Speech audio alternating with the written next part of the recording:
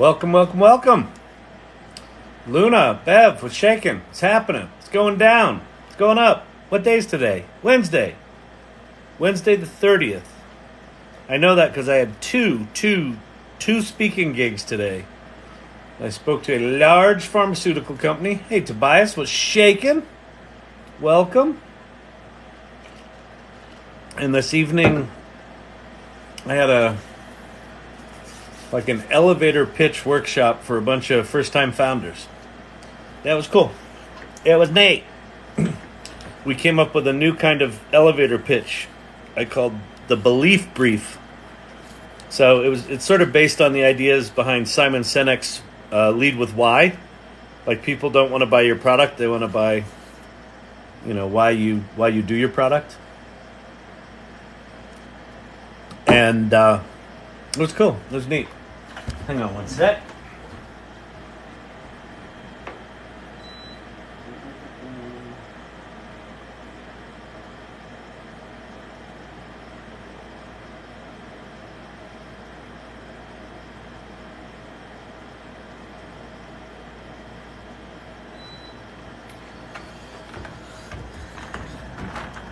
It was very warm here in Denver today. Very, very warm here in Denver today. Okay, Farmer and Tobias rocking out.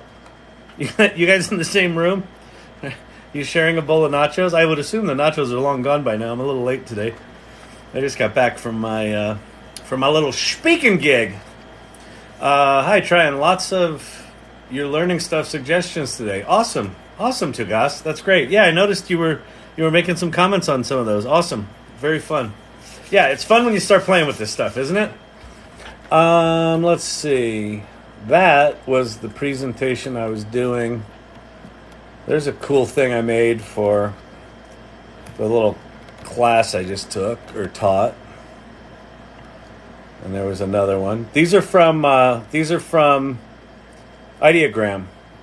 So these are AI generated word pictures. The dude's a little distorted, like his face is all smashed in. Like the quality of the image rendering with this tool is like Stable Diffusion 2022, like mid 2022. But the letters are good. They're not bad. So, and like I had like 5 minutes to knock this out. So if you need something that's just good enough, it's good. So that's one of them. There's another. These are all AI Learning Lab things. Aren't they cool? Cool, aren't they? All right. Welcome, everybody. My name is Kyle Shannon. This is the AI Learning Lab, as evidenced by all the AI Learning Lab paraphernalia in the little window here. Welcome, irregulars. We got some irregulars in the house. So this channel, we talk about generative AI. I answer as many questions as I can. I try to do this every night. I'm going to give you a big, long list of, those things. URLs. If you're just trying, if you stumbled on this and you're like, what's this old guy talking about? Or you've heard of AI and you're like, well, yeah, it's all right, but I haven't tried it yet. I'll wait for a year or two. I'll wait for it to get better. I would encourage you not to wait. That's what this channel is all about. Get curious. Start playing now. If you haven't played with ChatGPT, that's the official URL right there. Encourage more viewers to share. Yes, Emilio's wife has it right. If you'd be so kind, share this live. Even if your friends think you're weirdos because you're sharing a live of an old man talking about AI and they're like, oh, you're not falling for this AI crap, are you? Just do it anyway. Do it anyway.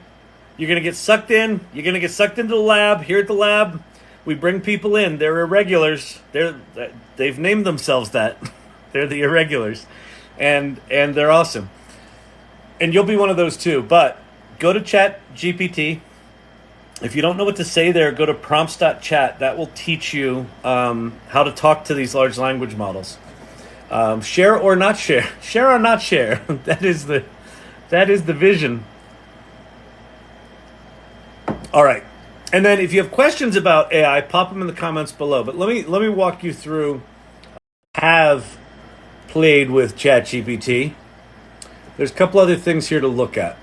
We got Claude, and we got, why is this not aligned? Looks like I moved it. We got Claude and we got Bing. And Claude and Bing are, I think of these three together because they each kind of do some slightly different things. ChatGPT has GPT-4. This is the best one. It's also got Code Interpreter, which is really quite remarkable. Bing is Microsoft's version of GPT-4, ChatGPT. It's connected to the internet. You can make images with it. Like you just say, make an image of whatever, and it will. It's based on the DALL-E 2 model, which is kind of shitty, but it's still free and it's fine. It can also analyze images. You can upload images there and talk to them. Claude has a really big context window, meaning you can upload a really large document and read it and interact with it, which is kind of cool. Like big, like 50,000 words. You have a novel, 50,000 word novel, you can literally copy and paste it into the prompt and tell it to write you an epilogue, and it will. Okay, what else do I think is interesting to play with? Bard, that's Google's entry. Perplexity.ai is a good research tool, and labs.perplexity, they're hosting Meta's Llama 2 models and their Code Llama model that are worth going and exploring because those are open source. So if you want to roll your own large language model, you can do that with that. Pi.ai, that's Chatty GPT. If you want to have a conversation with a GPT model, that's your one, Pi.ai or the Pi app.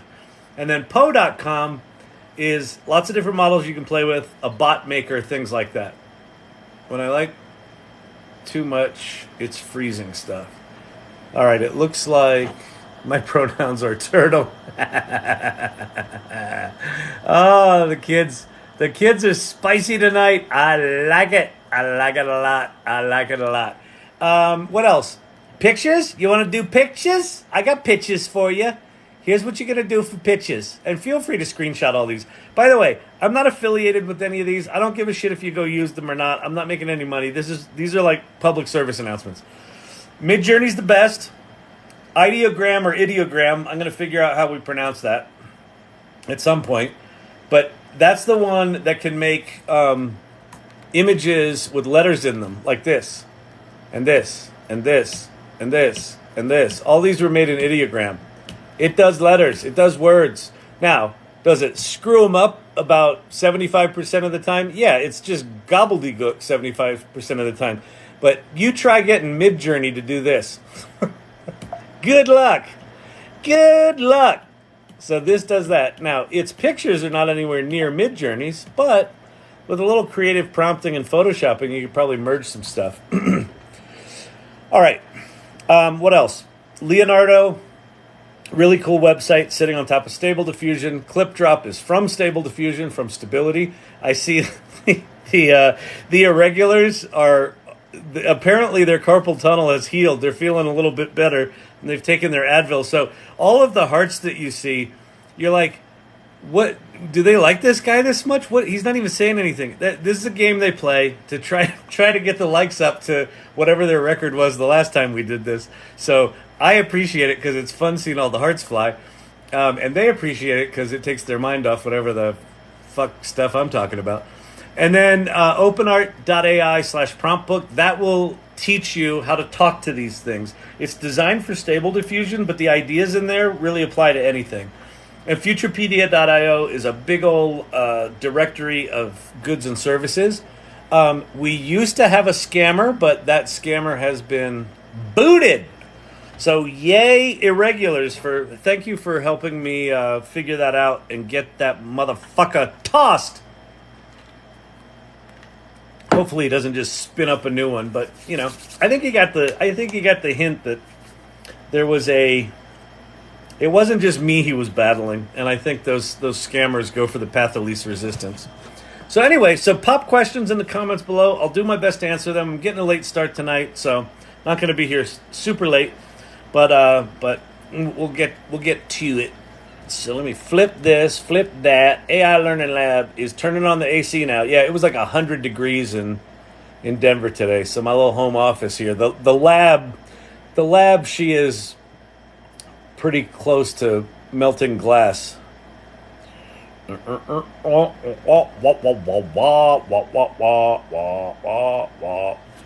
we go. There we go. There we go. Lovely. All right. Fantastic, Bob. Tell him what he's won. You've won a new car. You can make money with ChatGPT. If you have questions about how to make money with ChatGPT, I'll tell you, but I will make fun of you. Okay. Fantastic. Let's get this going. You know, he gets in here late. He said he's going to come here the same time every night. By the way, I never said that. He says he's going to come in here same time every night. And then the last 2 nights, he's been like, I don't know, I'm a little sleepy. I'm not coming. I'm not doing it. That's true. What do you want? Am I late? No, I just got here.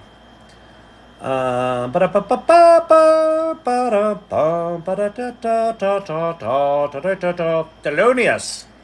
Why do children oppose us? I never did that to my... Oh, right. Never mind.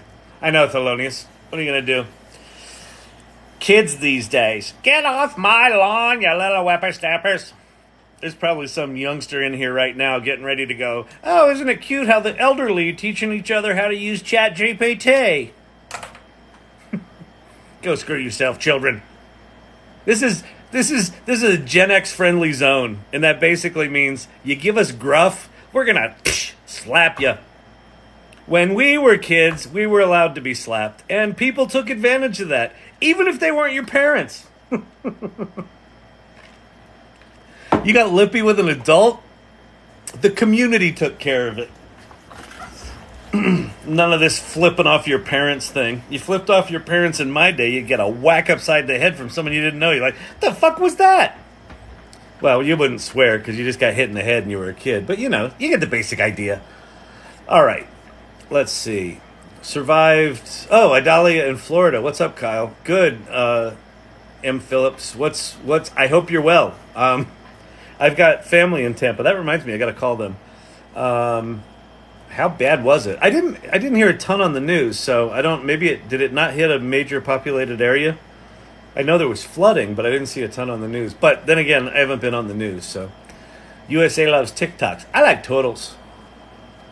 Loving your short videos that pop up on my feed. Thank you, appreciate that. Yeah, I posted some of the original videos that I did talking about how ChatGPT works and how diffusion image generation works.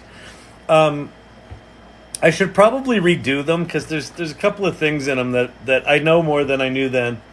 But I also feel like there's a lot more people on the channel now that weren't there when I made them, and so I figured they would be good. So I'm glad you appreciate that. Buffering for others, probably.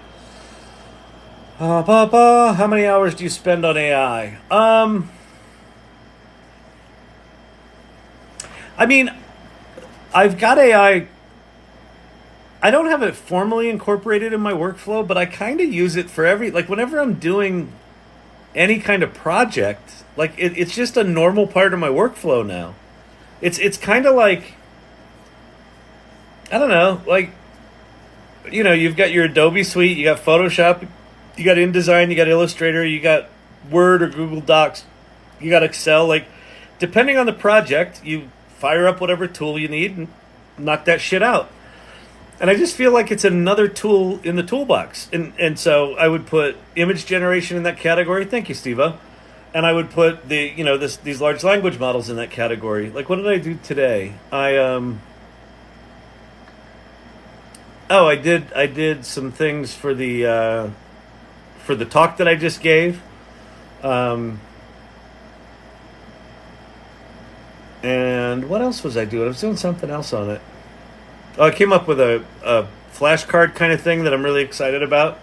I did that with it. So yeah, I'm using it. So hours a day.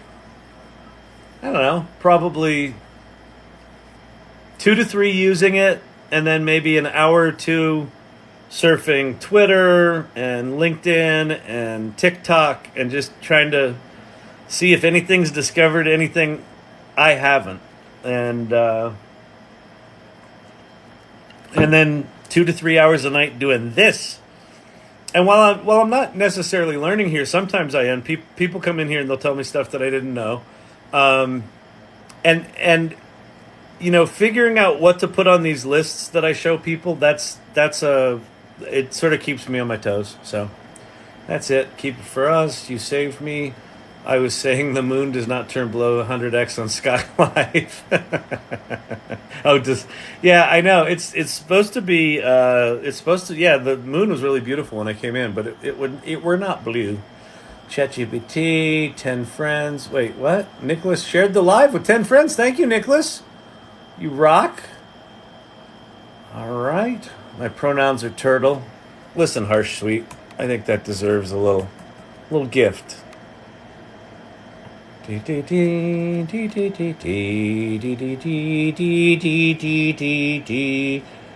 should probably show you this. See the I'm irregular? Right here? I'm irregular. Guess who did that? Yeah. Yeah, boy. Yeah, boy.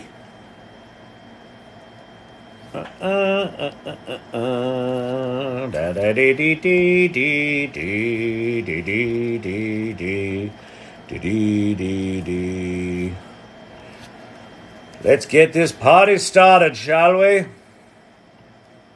Back here live at the Waterfront Village with my friend, the zombie, Jonathan. You're looking good. Jonathan just got an awesome face paint job. What do you think? I like turtles. All right. You're great, zombie. Good times here at the Waterfront Village. Open for Good times here. It still cracks me up. It still does it. It just don't grow old. It don't grow old. It don't grow old. It don't. You know what I'm saying. All right. Well, let's see. Not wait. We buffer now. Good. Who's it? Thelonious. What? What random collection of words did you type into that comment? Not wait. We buffer now. Good.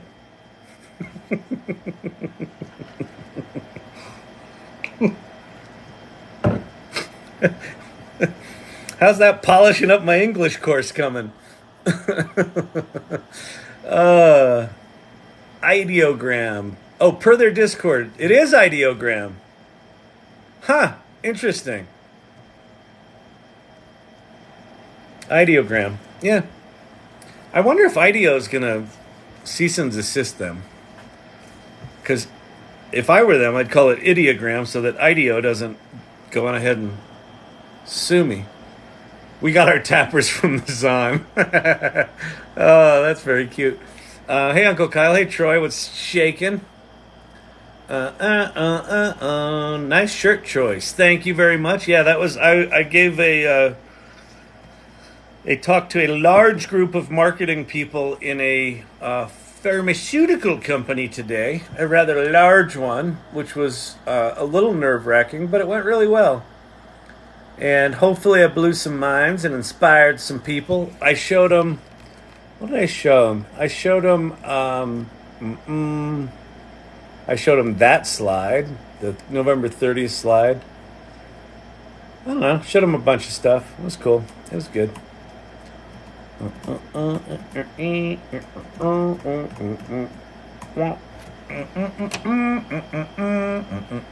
Comma. I am friend Jesse. Hello, friend Jesse. Jesse Logsden. The name's Jesse Logsden. I am friend. Jesse Logsden. You seem irregular. Curious. You should check with others here. There are others like you. They're not regular. All right, got an idea of his location. We'll provide first letter. Okay. Molly just got here too. Welcome, Molly. Steve-O, sup, buddy? What's shaking? What's shaking there, Steve-O? I love watching you while I'm working out. Nice. You're just working out going, I gotta get skinnier than him. Well, that's not gonna be that hard. Good Lord. Yeah, I guess I'm the before picture. I'm your before picture. Hopefully I inspire you. Matthias, thank you for the lightning bolt. I'm just learning. Thank you. We're all just learning. If you're just learning this stuff and you haven't done it, go to ChatGPT, chat.openai.com, and then in another tab or window, open prompts.chat. That will teach you how to talk to these things. It's a good primer. There's all sorts of stuff you can do beyond this. This is a pretty basic document, but it's a really good starting point. Welcome, and if you have any specific questions, pop them down below. Steve O, hey, irregulars, hello, hello, hello. Aristophanes 23, I like the name a lot. Thymelonius, Ted looks at life. If big tech continues to dominate enterprise for Gen AI due to expense, what will startups need to do?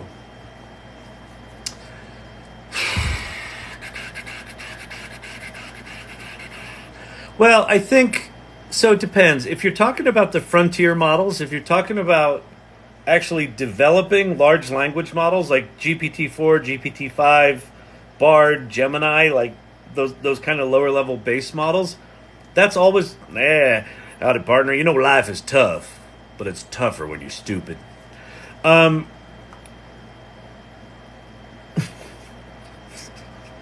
such a trainable idiot.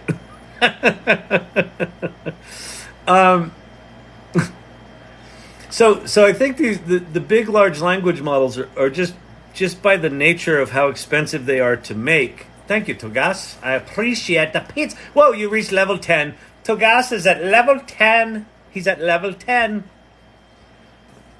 This channel is very much like Scientology. If you level up, you can reach the next level. Do you know what I mean?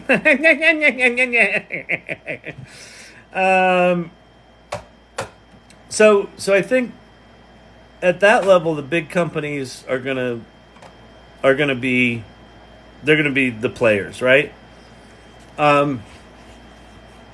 Meta seems like they're going to keep open sourcing stuff. At some point, they're probably going to have a model strong enough that they won't open source it, and then people will have developed shit for their other models, and they'll start paying them. I think that in terms of usage of AI, I think large companies are going to be preoccupied with their own data for a lot of years, right? So how do we get all of our data, into these models? The ChatGPT Enterprise that just launched, they said the sort of next thing that's coming is they're going to make it easy for you to ingest your own data and ingest permissions and all that sort of stuff, which is super exciting. But I think that's going to be a big, complicated, if you think about the past 50 years of data sitting in some of these big Fortune 500 companies, they're going to be spending lots and lots of times just dealing with keeping up with this stuff, figuring out what to put in the models, what not to, all that sort of shit. So I think there's massive opportunity for smaller companies. It's going to be on the application layer, right? You got your base model down here, you got ChatGPT here, you got things like Copy AI and Jasper sitting on top. Well, actually, Copy AI and Jasper are sort of fancier cousins of ChatGPT. So at that application layer, there's massive opportunity. The challenge for small businesses, and quite frankly, the challenge for big businesses, is any business that you come up with and any technology that you come up with, someone can knock off like that, like trivially. Like, give me a weekend. You get someone that's decent with coding and with ChatGPT and a couple of the other tools for doing interface shit and images. Like, no business is safe from just getting cloned, getting knocked right off. That I don't have any sense of how you play that game. I think we're going to need to figure it out. Whack! Hell yeah! Irregulars, I miss those days. They won't understand our childhood days. They will not, Swift Warrior. Swift Warrior, they do not understand the drinking from the hose. Why would you drink from the hose? Because we weren't allowed in the house. Get out! Oh man, it was fun times. It was simpler times. In my day, stopping by to say hi. Hello, Ann. What's happening? Congrats. Your LinkedIn post was awesome, by the way. Congrats on what you're doing. It's really it was really well articulated, really well put out there. It was really generous. It was good, solid. Kudos. Kudos. My first floor apartment near St. Pete Beach only leaked 2 inches. That's not bad, Silver Fox. Sorry you're having to deal with it at all, but, you know, Florida, hurricanes. But it's weird now. Like, this is now two or three in recent time that are, you know, coming Gulf side into Tampa. It's bizarre. Your work is so epic. Why, thank you. Which work? This stuff? This groovy stuff? Oh, yeah.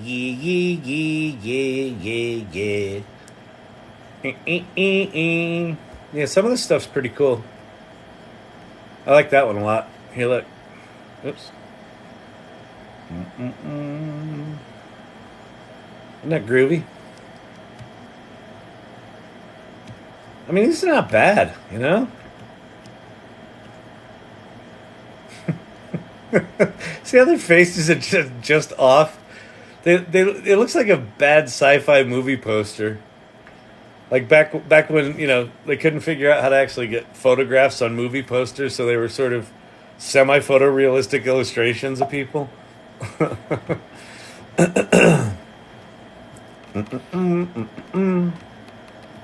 That one's cool too.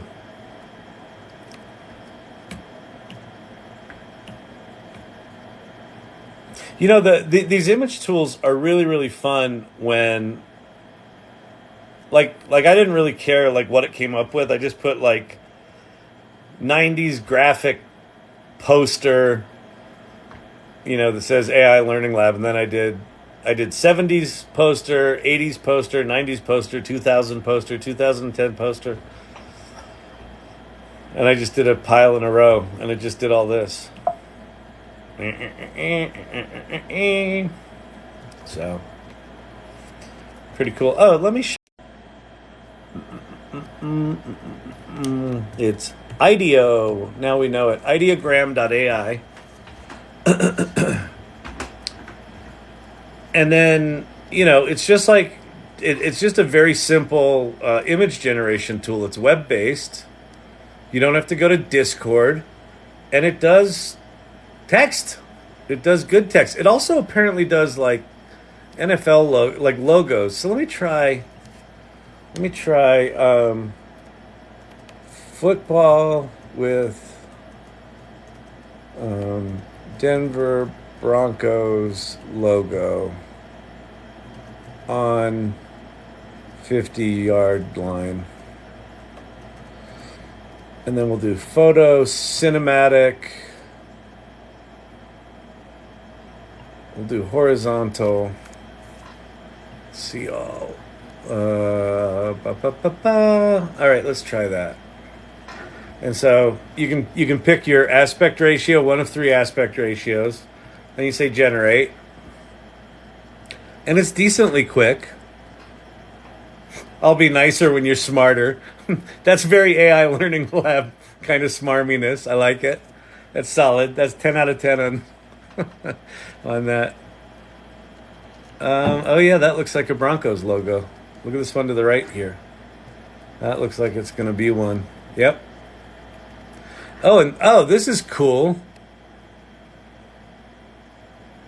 Oh, that's funny. It took football to mean soccer, but it sort of put the Broncos logo on that one. But that's actually pretty close. It's a little distorted and weird. But so now that I've got that image, I can remix it.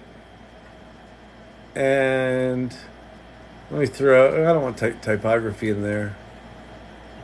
We'll do vibrant. Generate. And so now it's going to do 4 more kind of based on that as the seed, I guess. Oh, and this is hilarious. Zuckerberg and Elon Musk kissing kissing during their boxing match. Oh, internet, you're so inappropriate. Oh, you make me uncomfortable. Am I offended or excited? I just don't know. It didn't really do too well with the Broncos logo this time. But anyway, that's interesting. It can sort of do it. That's a really good poster, really cool typography. That's really cool. So let's see. So one of the things that I've been doing here is you can either click on this and you can just remix it, or you can just grab the prompt, like many of these tools, and just I'm gonna get rid of the remix. I'm gonna paste the new thing in there. So what's it say? I'm not weird. I'm limited edition. Okay, so I'm gonna do I'm irregular. Typography, funny sticker, cool dragon. So this is going to be cool turtle with glasses, white background, conceptual art, 3D render, vibrant. So let's do see all 3D render. Get rid of that. Where's vibrant? There it is. All right, let's give this a shot. Oh, I should have. Wait, what was I doing here? I probably should have done square.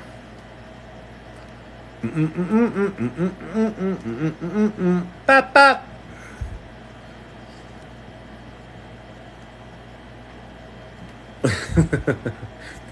There's I'm irregular. There's I'm irregular. That's pretty good. These are going to be all right. Oh, that's good. Actually, this kind of inspires me. I think if we do I'm irregular, it's got to be misspelled. I think it's got to have a turtle on it. That's pretty good. Let's remix this one.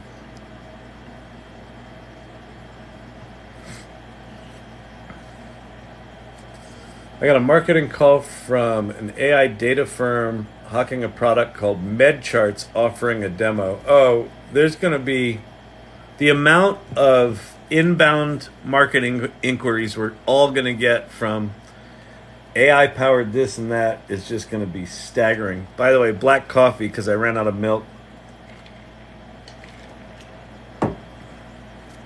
I'm irregular. I'm irregular.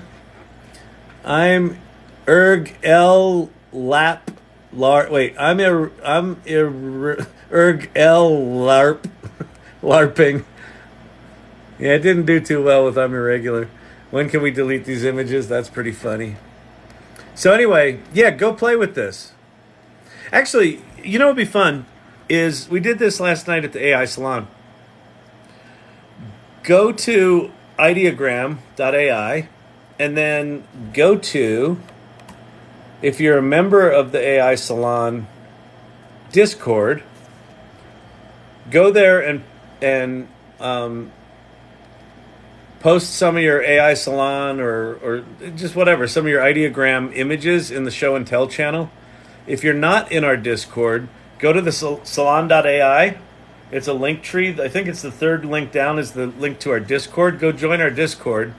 Go make some images in ideogram, and then go to Discord and drop them in the show and tell channel. It's cool. It's a neat group, that group. We meet every other Tuesday, so there's also a link to the meetup there. There's a link that explains what the group's all about. It doesn't cost anything. It's just, it's just there. It's just there to support people. We're just trying to help. That's all we're trying to do. We're just trying to help it out. You know what I'm saying. I don't know if you know what I'm saying. Yeah, we'll leave that one there for now. That one's pretty cool. AI Learning Lab. Yes, she's very sexy. Kyle, that is a saucy little picture of a robot. Sexy robot. All right. How do you run a Python program from Windows prompts? Just go to Replit, Togas, I go to when I first used ChatGPT to write Python for me. So this was my process: write me some Python, and then the realization I don't know how to run Python. How do you run Python? And it told me how to do it on a Mac. And then I said, no, I just want to do it on the web. And it gave me Replit was the first site that it recommended. So in Replit, you just paste the code in the left window, you hit the run button, and it'll run in the right window. And so you can just pop back and forth between ChatGPT and Replit, and just, if it gives you an error in Replit, just paste it over in ChatGPT and say, it gave me this error, tell me what to do, and it'll walk you through it. Took me like 90 minutes, and I made an application. It was absolutely mind-blowing. Nicholas has 10 friends. Nicholas may not be an irregular. Yeah, like you gotta have, just the irregulars alone, you're gonna have 10 friends. I like totals.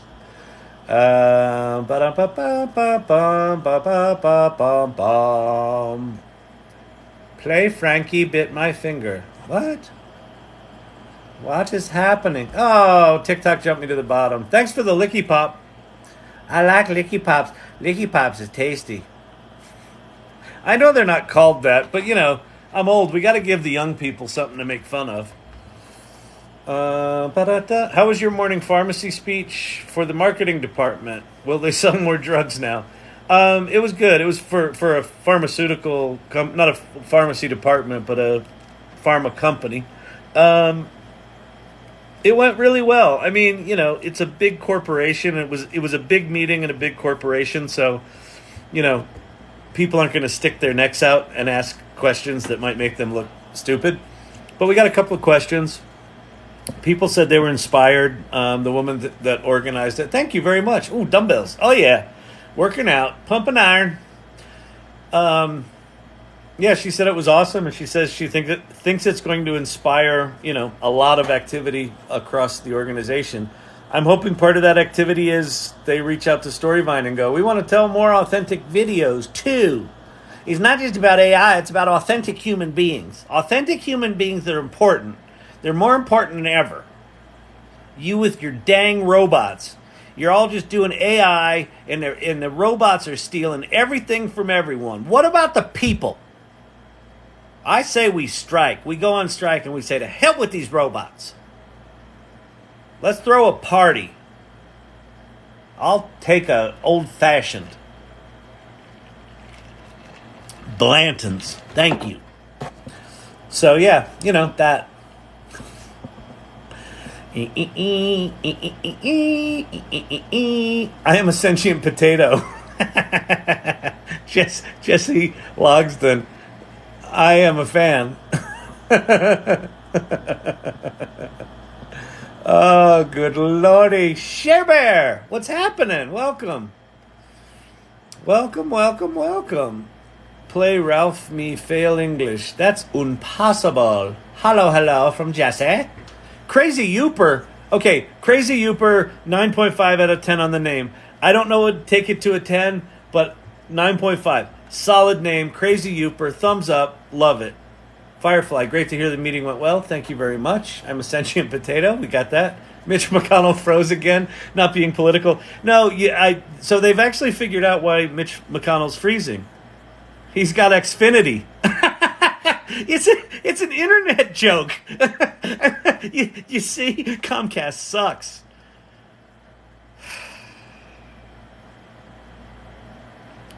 All right, moving on. I got Chat and Bard working together today. Pretty cool they came up with a fantasy frog football. That's awesome. That's very cool. It's funny. I find that idea of like flipping back and forth between ChatGPT, Claude, and either Bing or Bard, for me, those three, I use them. I don't use them interchangeably. I basically, what I do is I'll use them until one of them frustrates me, and then I'm like, oh, fuck you, ChatGPT, and I'll go to Claude, and then it'll be good for a while, and then it'll rate limit me and say, you've got 3 things left, and I'm like, oh, fuck you, and then I'll go to Bard. So, I find myself just bouncing back and forth, because they're all some version of good, right? They can all do something. So, That's how I've been using them. But yeah, that's interesting when you get them working together like that. One of the things that I've heard is really good is I haven't done this myself, but it's a really good idea. Because Claude has a big context window. It's got a 100,000 token context window. You can put really big documents in it. So if you've got a big document, but you want to do some like good writing on it, you want to whatever, you want to write copy out of it, or you want to whatever, it doesn't matter. Go to Claude with the big document, have it summarize it and sort of reduce the word count basically, and then take the summarized version of the long document into GPT-4 and do all your work in GPT-4 because it's just a better writer. I thought that was a clever thing. I didn't come up with that, but I thought that was a clever use of mixing these two things. If you're new here, my name's Kyle Shannon. This is the AI Learning Lab. If you haven't used ChatGPT, that's what that URL is right there, chat.openai.com. Prompts.chat will teach you how to use it. If you're sitting on the sidelines going, I don't wanna, no, not in here. If you're in here, you're curious, you're adventurous. You're like, okay, Kyle, I'll use ChatGPT. And then, like 5 minutes later, you'll be like, all Kevin McAllister on us going, hey, Kyle, I don't know if you knew this, but these things are pretty fucking powerful. We'll be like, yeah, duh. We could have told you that like an hour ago. Because that's how we talk here. Because we're touched. We're neurospicy. We're irregular. It's not normal in here. So if you're going to be in here, get curious, start playing. Tell it to write you a country song about a turtle, like a good irregular would. Tell it to make you a Mid-Journey prompt about a turtle that isn't right. Take it to Mid-Journey, make a picture. Take it to Ideogram, make a picture with text on it. And just get weird. Just get weird. Just like a Dead concert without the music or the talent. It's just like that. Or the drugs. We're all hopped up on declining hormones.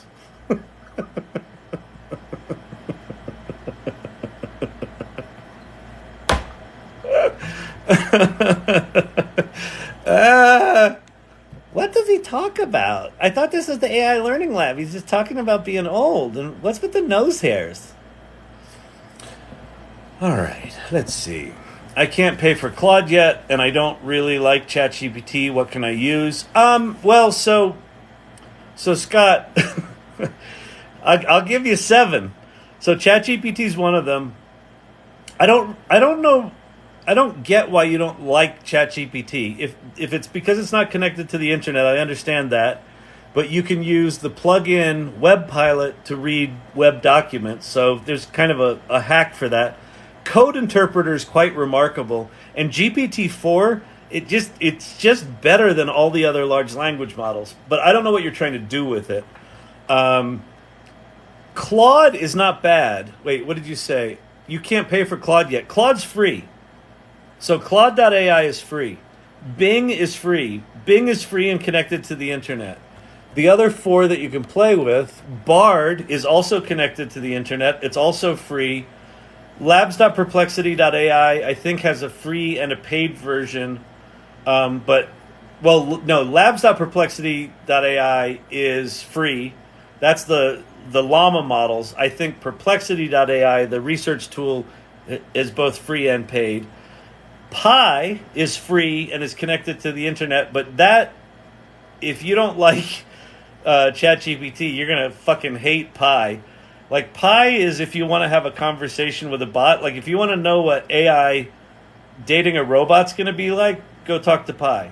If you want to get shit done, don't talk to Pi. And then Poe lets you play with multiple models, and it's got a whole bot system, and you can make your own bot. So there's 7. 4 here and 3 here. And most of them are free. Hey, Kyle. Hello, Robert Rossi. What is happening? Good to see you. Good to see you, sir. Lots of side conversations going on. I love that. Hey, Kyle, cowboy hat. to you is like the bell to Pavlov's dog. It really kind of is. It's very. It doesn't matter how deep I am in a conversation. The cowboy hat just demands me do something, and I still haven't I haven't done the homework to get the John Wayne accent and quote right. It's like that's like homework, and me and homework. I had that that pharma talk today at 7:50 is when I went on, and I'm like, I'll get up at 5, and I didn't get up at 5. I got up at 6. I got to the office at 7, and I'm like cramming, like the half hour before I'm going on. I'm like in ChatGPT writing stuff. I'm doing research. I'm screenshotting shit. I'm updating the deck. I'm making sure all my builds are correct. I was done with 7 minutes to spare. It was fantastic. The nice thing about working like that when you have to do a presentation is if you finish it right before you go on, you know everything. Because you just finished it. It's all still in the noggin. Did you hear about the AI app called Talk to Jesus, where you can talk to him or anyone in the Bible? You could probably make a Pobot for that.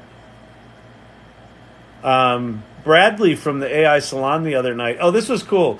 So what Bradley did, he's got an agency called Redline, which is an AI centric like virtual agency where like all of the employees are going to be freelancers. It's really cool. But he wrote a persona of himself. Like, here's my educational background, here's my this. He basically wrote like a whole thing of who he is, like how he thinks, how he writes, all that sort of shit. And then he condensed it down and he made it into a bot, a Pobot, po.com bot version of himself. And so when he wants to ideate now, he's got a version of himself that he sends raw ideas to, and the bot version of him spits back all these ideas basically the way he would create them. It was such a cool idea. Did you hear about the AI app? Oh, yeah, we just did that one. Will there be a need for a data analyst? I don't know, Pam. So, Pam, if you haven't played with Code Interpreter, you need to play with Code Interpreter. So, let me go. A lot of people are talking about this, largely because it's... Like, I don't know a ton about data analytics, but I know that this is fucking remarkable. Oh, they changed the name. Look, people, we did this. Pat yourselves on the back. So, you may not know this, but Sam Altman and Andre Karpathy are constantly in here. They never speak, but they're constantly in here. They're listening to us the whole time. They're trying to figure out, Kyle, how should we run OpenAI? And, like, they haven't emailed me yet, but I know they are. So, anyway, like, 2 months ago, I said the name Code Interpreter was a poo-poo name for this feature. And they changed it. Advanced Data Analysis, which is what it is. So Pam, 3972. The bad news for your question is that this tool is a data analyst. The good news about your question is that I firmly believe that someone who knows something about data analytics is going to be able to do fucking amazing things with this. Me as a person who doesn't know shit about this, I can still get it to do stuff that blows my mind, but you know, I'm mostly flying blind with it. But the way it works is you go into, what do they call it now? Advanced data analysis. That's a little dry, but you know, they're doing this for corporate, right? This is a corporate tool. So you now have an upload button here, and I don't know what the limit is on files to upload. It used to be 1, but now you can do more. But I'm gonna go grab a zip file. So this is a zip file of some data set that I grabbed off of Kaggle. So if you're a data analyst, you probably know Kaggle. And then I'll say, please, let me do it with this. Please tell me what's inside this zip file and what's interesting about the data. I'll just leave it there. Oh, wait.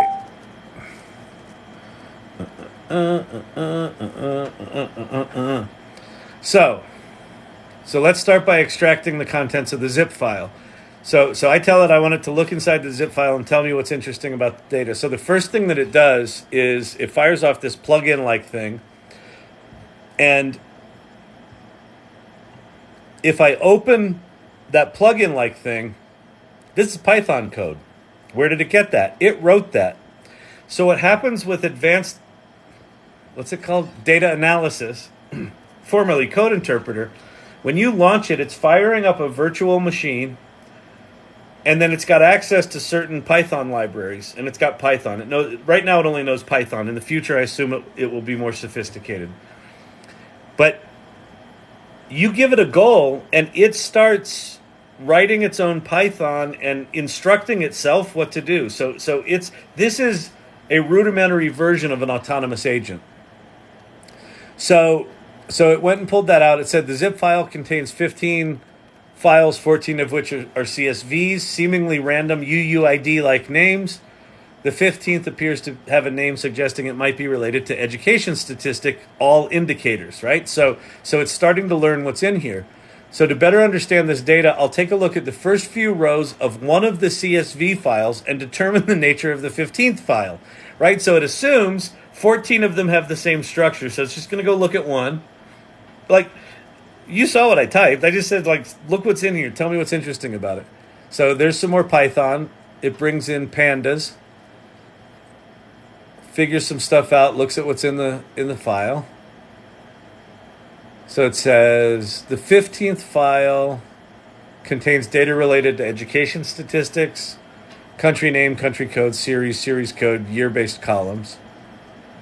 So say, to understand the data's breadth and depth, we should check if all the CSV files have similar structure.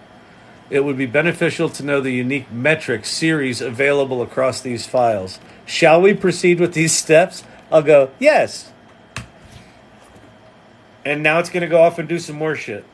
So as a data analyst, this is doing a lot of what you probably do. Now, having tried to use this a fair amount of times now for actual work products, this thing can get really fucking frustrating. So it demos really well, but then it seems to get confused. Like you'll give it a data set and you're doing stuff with it and everything's going fine, and then all of a sudden it just seems like it must knock something out of the data frames in its virtual memory, and then it just is lost and you can't seem to get it back. So it can be very frustrating. So I don't think this in its present form is threatening any jobs, but this is just the beginning. Like, this is the worst it's ever going to get, right? And you'll see. I'll let it do something here, and then we'll have it generate some charts and graphs, because it can do that too. It had an ISO error, so it's going to change ISO types.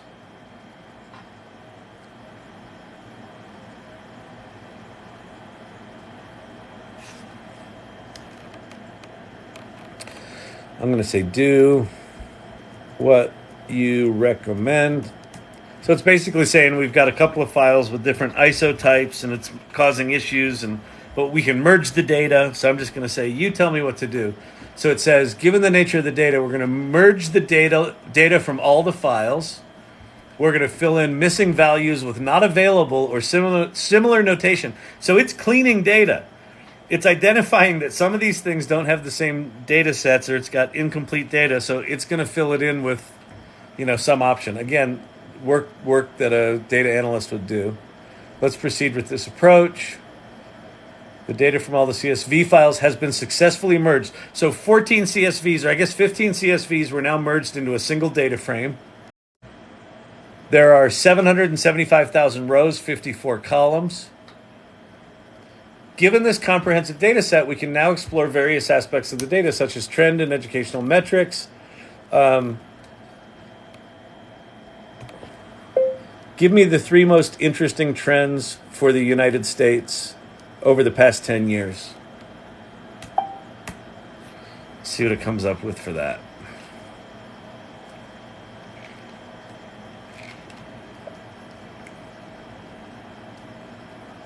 We're going to filter the data for the United States. We're going to focus on the last 10 years. We're going to analyze and identify significant changes, fluctuations, or patterns. It's working. Let me start by filtering the data. So it's writing all the Python code to filter the data. I mean, listen, as a non-Python writing, business product guy, I find this pretty fucking mind-blowing. But again, as a data analyst, you're going to look at this in a very different way. So it might be brilliant, it might be less brilliant. The videos that I've seen of data analysts looking at this, their jaws slap the floor pretty hard.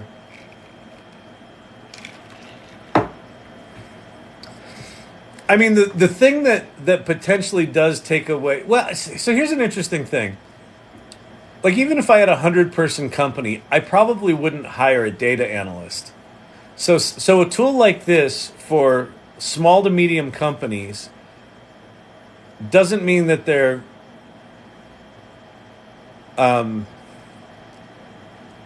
to get rid of a data analyst. They probably don't have one. What this tool means for smaller companies is that they can now do stuff that they wouldn't have done otherwise, because they're probably not going to hire a data analyst if they're that small. Big companies will do it. Here are 3 metrics. So I'm just going to say,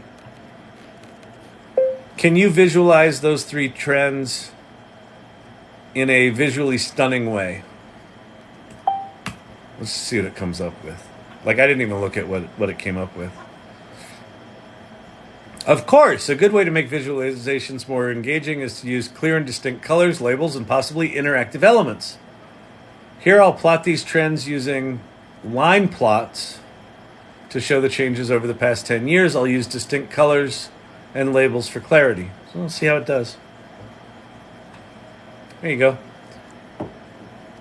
It looks like there's only 2.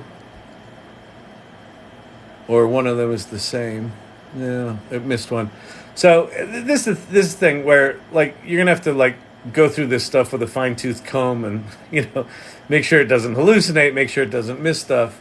But it made that chart and graph, right? So if you get your prompting dialed in and understand your data set and know what to ask it for and what success looks like, it can essentially just do this shit, right? So that's formerly Code Interpreter, now Advanced Data Analytics. So will there be a need for data analysts? I think short-term, yes. Long-term, they'll still be called data analysts, but I think the job will be very, very different, right? You'll still be asking data for insights, but how you actually get those insights done, I think a lot of that will be automated.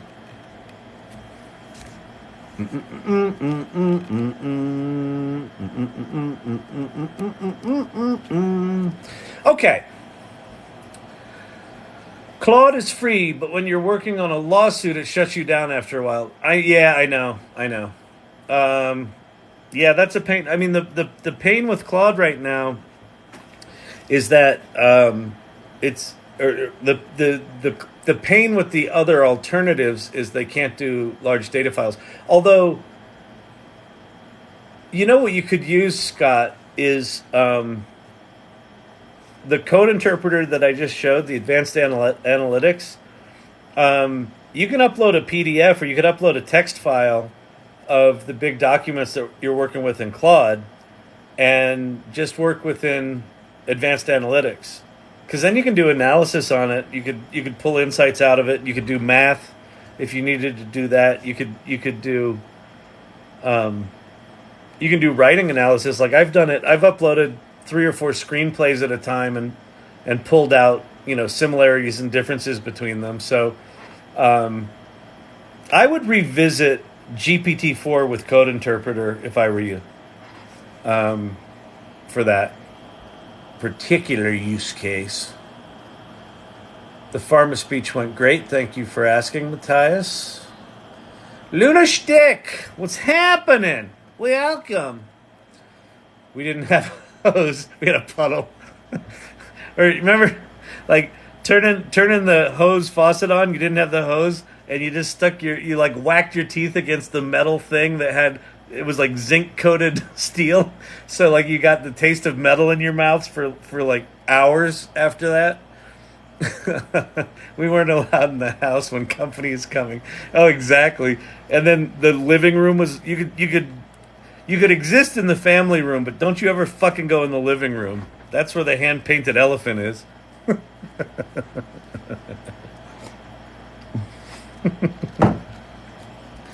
Exactly. I live in New Hampshire and winter in Florida. Oh, that's nice. So you're okay. Oh, okay, cool, good.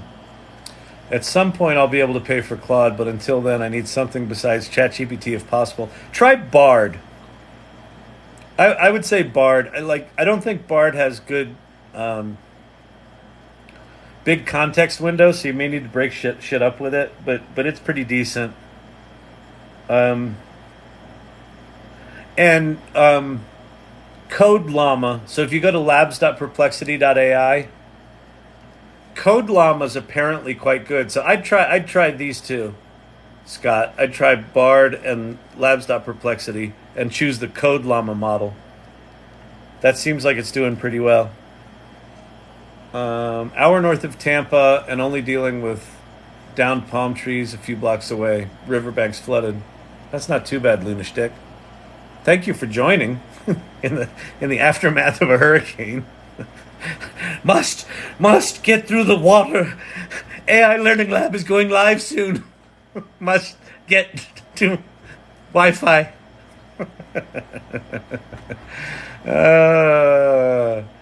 Whatever happened with that jackal scammer? We got rid of him.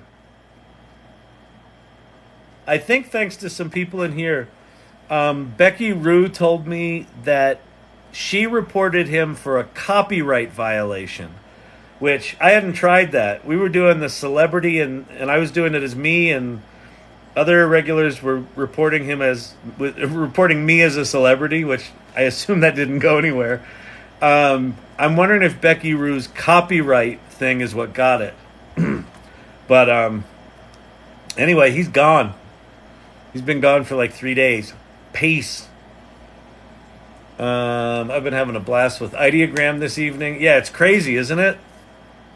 Kyle.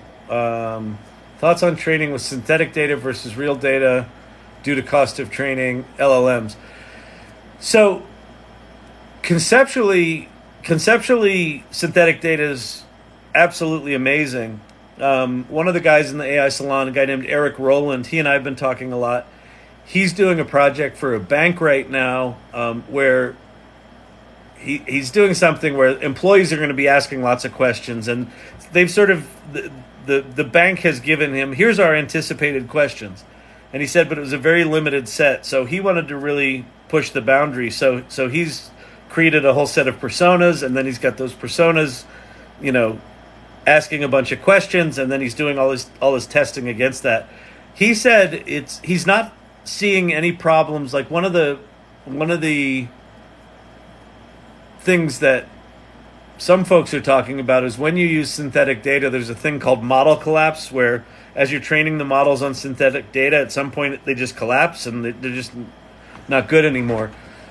He said he's been finding the opposite true, that it's getting really, really good. So I'm guessing that it's fairly use case specific. I don't think scientists know enough about how these models work to know what the real impact of synthetic data is. Yeah, I mean, at this point, I only have instincts. My instinct is because it's generating new original shit, that it might be just fine.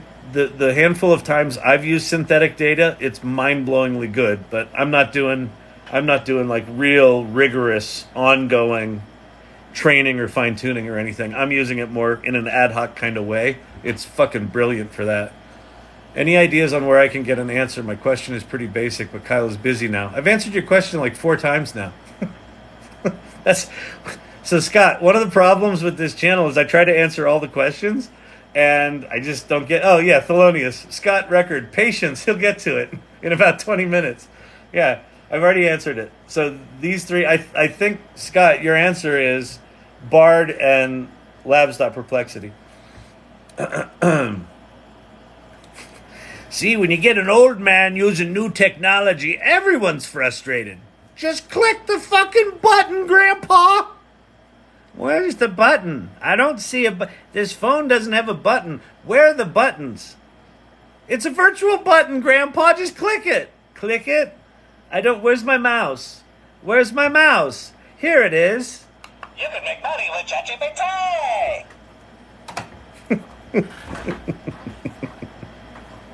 Old man on a TikTok. Old man on a TikTok. Old man on a TikTok. Yeah. The Irregulars. I'm irregular. Oh, irregular. I like that. Irregulars, assemble. Okay, so that's one of the things we need to figure out. If we're going to do t-shirts, is it Irregulars assemble? I'm irregular. I'm irregular's good. Maybe that's a better hat, right? Because people just think you work for some diarrhea company. You got that at the corporate meeting. I'm irregular. Irregulars assemble. Irregulars unite, or just irregular. It could be irregular misspelled, because I don't know. That's too on the nose. I don't know. Let's figure that out, so we can still share in the show and tell. Cool. Yeah. Exactly. So the Salon Discord is open. You can share in any of the channels, ask in any of the channels. If you find news, post it in the channels. That's the whole point of the Discord, is that we can continue the conversation in between live sessions or the salon meetings. Why go to a therapist when ChatGPT's $20 or Pi? Pi's free. Pi is very therapy-like.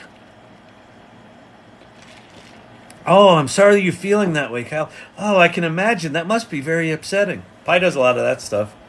AI Learning Lab, sponsored by Metamucil for the Irregulars.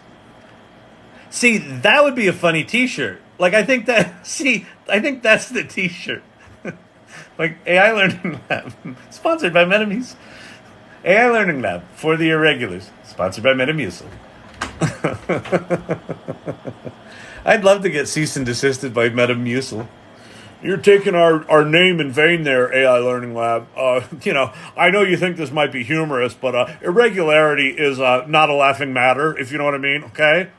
yeah, that's what our product is. So no disparaging folks that suffer with that condition. It's really not funny, right? You understand? You understand what I'm saying here? Yes, Mr. Imodium. If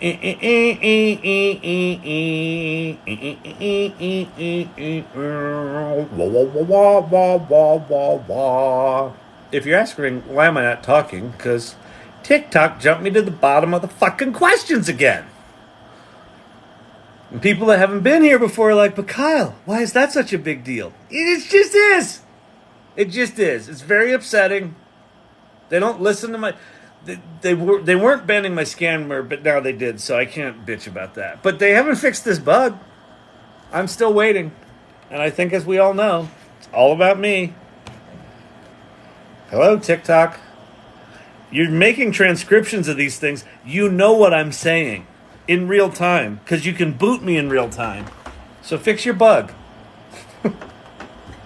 Oh, wait, I got a Tom Ronald thing. You look a lot like Tom Ronald. Mr. Wolf, thank you. That's my first D-list celebrity sighting of the night. Tom Arnold, Rosie O'Donnell's cousin, Rosie O'Donnell, Fat Alec Baldwin, the dude from Modern Family. There's a lot of them. Philip Seymour Hoffman occasionally Nicholson if my hair is particularly, well, not like it is now. White rap about irregular turtles.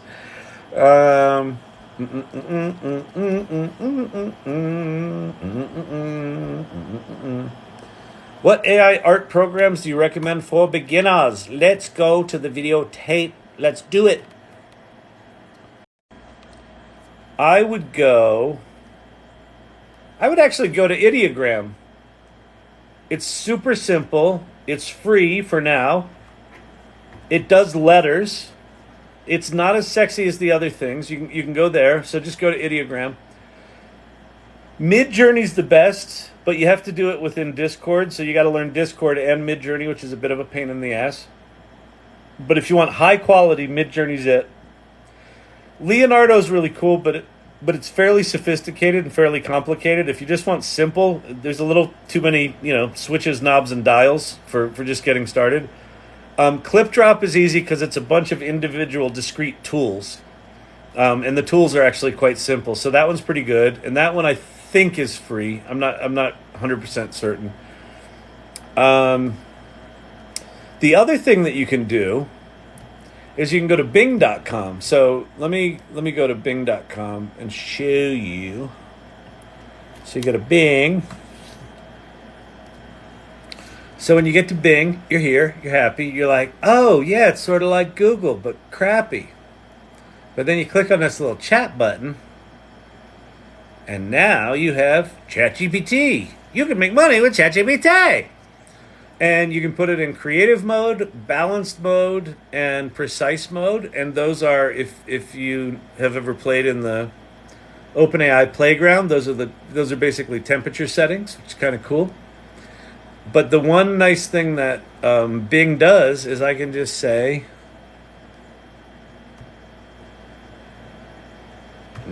or can I?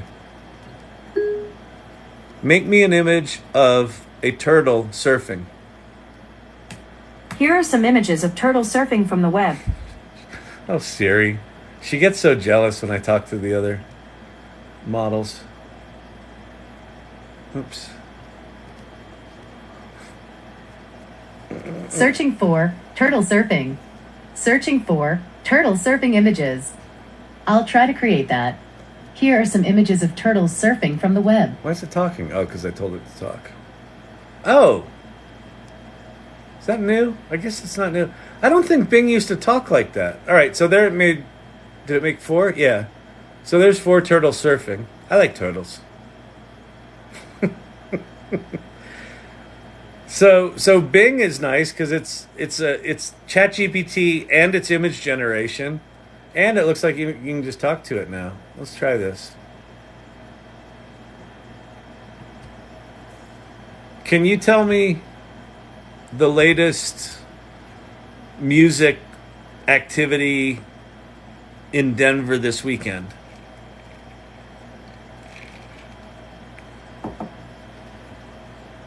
Searching for music activity Denver this weekend. Sure. Here are some music events happening in Denver this weekend. Till Dawn After Hours Open Bar featuring Dead Space. Dark. I think that talking is new. I haven't been playing with Bing recently, but I think the fact that you can actually have a conversation with it now, Pi can do that, and it's connected to the internet, but now Bing can. And Bing might have been able to do that for a while, but that's new to me. That's pretty cool. Merci, right? Replit for my own screen shooting. Yes. What AI art programs? We just did that. And hello. Old fashioned party avec passant France. Wait. Translate. Old fashioned party with fish not fresh. Tagas. You're funny. Good night from Europe. I don't want to miss the AI revolution, but I need to sleep a bit. Good night, Matthias. Thank you. Thanks for hanging out for a bit. We do have people from all over the flippin' world come into this thing, which is kind of cool. What time are it? 10:27. 10:27. We're doing okay. We're doing okay, people. I got an 8 o'clock call tomorrow, but it's with a friendly. It's with a friendly. Is there an AI that can trade crypto or Forex? Most of the Forex and crypto sites now have AI bots and things like that. You can also take the code from those bots, pop them into ChatGPT or Bard, or probably Claude, and tell it to analyze the bot, and maybe you tell it to change some things in the bot and then go run those. So what I would say for that stuff is go to futurepedia.io right there and go into the financial section. I can only imagine that there are a pile of AI tools. Thanks, AI videos. Appreciate it. What is that? Oh, it's a little microphone. A little Mr. Microphone. Remember those? You Gen Xers? Little Mr. Microphone? I do. I remember those. That was before they had the karaoke. You had to learn your songs in your brain. They didn't play the damn lyrics on the TV. And by the way, who else was the remote control in your house? We didn't have remotes. Kyle, channel 4. Kyle, channel 7. Kyle, channel 2. Go to UHF 43. No? I needed a button on the back of my head. Click, click, click, click. Go. Click. Do you have concern about combining AI like ChatGPT with quantum processing like Google's Sycamore? From what I understand, they're very, very, very, very different kinds of math that are done on quantum computers and like current GPU, the machine learning stuff with the neural networks and transformers and all that shit. So I made a video about Sycamore that said, because the benchmarks are like staggering. Sycamore did in 6 seconds what it would take today's fastest supercomputer 49 years to calculate. So the improvement is dramatic. But when I made a video that said, imagine what this will do for AI, a bunch of math nerds came in and go, oh, listen, dum-dum, it's a very different kind of mathematics, and it's not really appropriate to predict that the blah, blah, blah, blah. So I don't think they mix. But just being a commonsensical kind of feller, if you got a tool that can do something in 6 seconds that would take today's fastest supercomputer 49 years, yeah, they're going to find ways to do something that's going to augment, whether it's on the training side or it's on the processing side.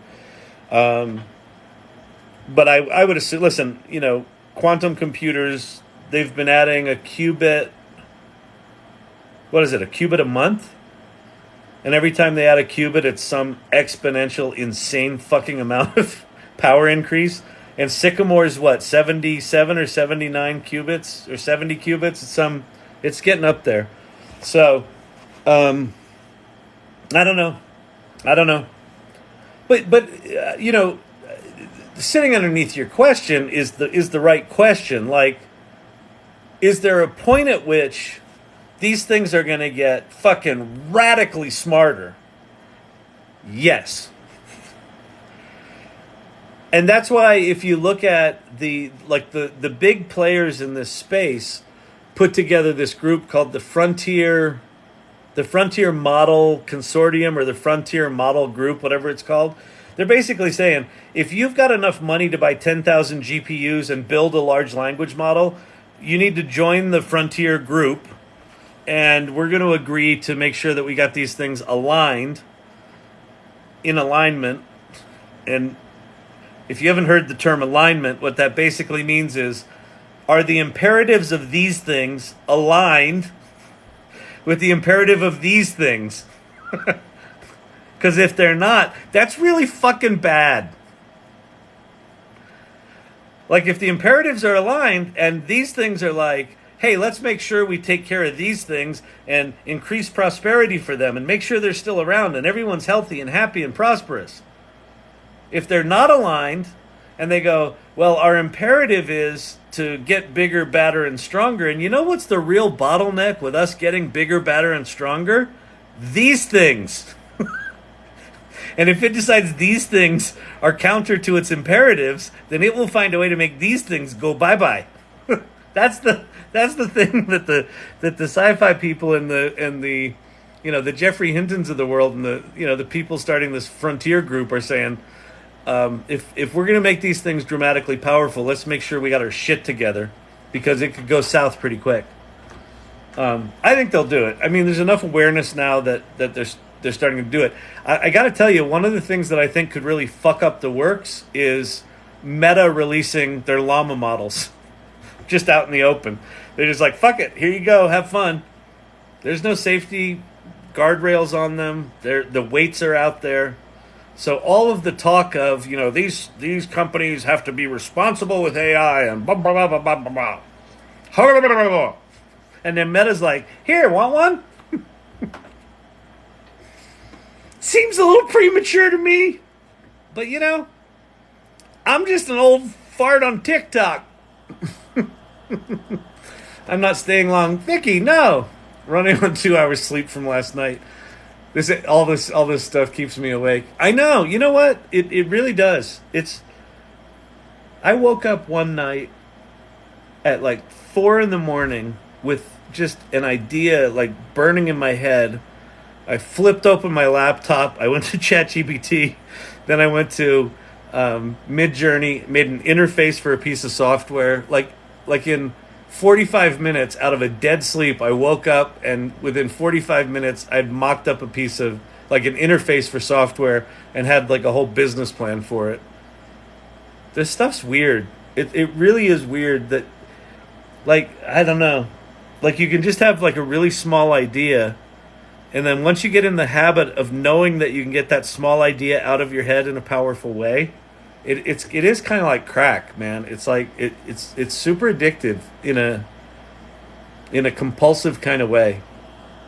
Which, for ADHDers and neurospicy people, this stuff, it really is a drug. It's super compelling, but like, I rarely get overwhelmed with input. I've been overwhelmed for the better part of a year.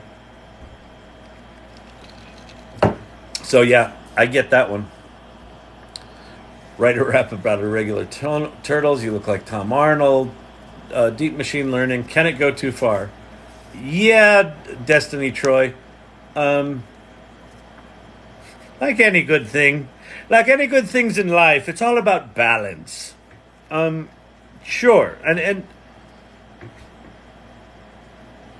any bad actor right now could take the Meta llama models and the code llama model, and they could do some pretty bad shit with that right now. And I'm sure there's bad actors building that shit as we speak, but there's probably also white hat hackers building their countermeasures to that shit. So I don't know.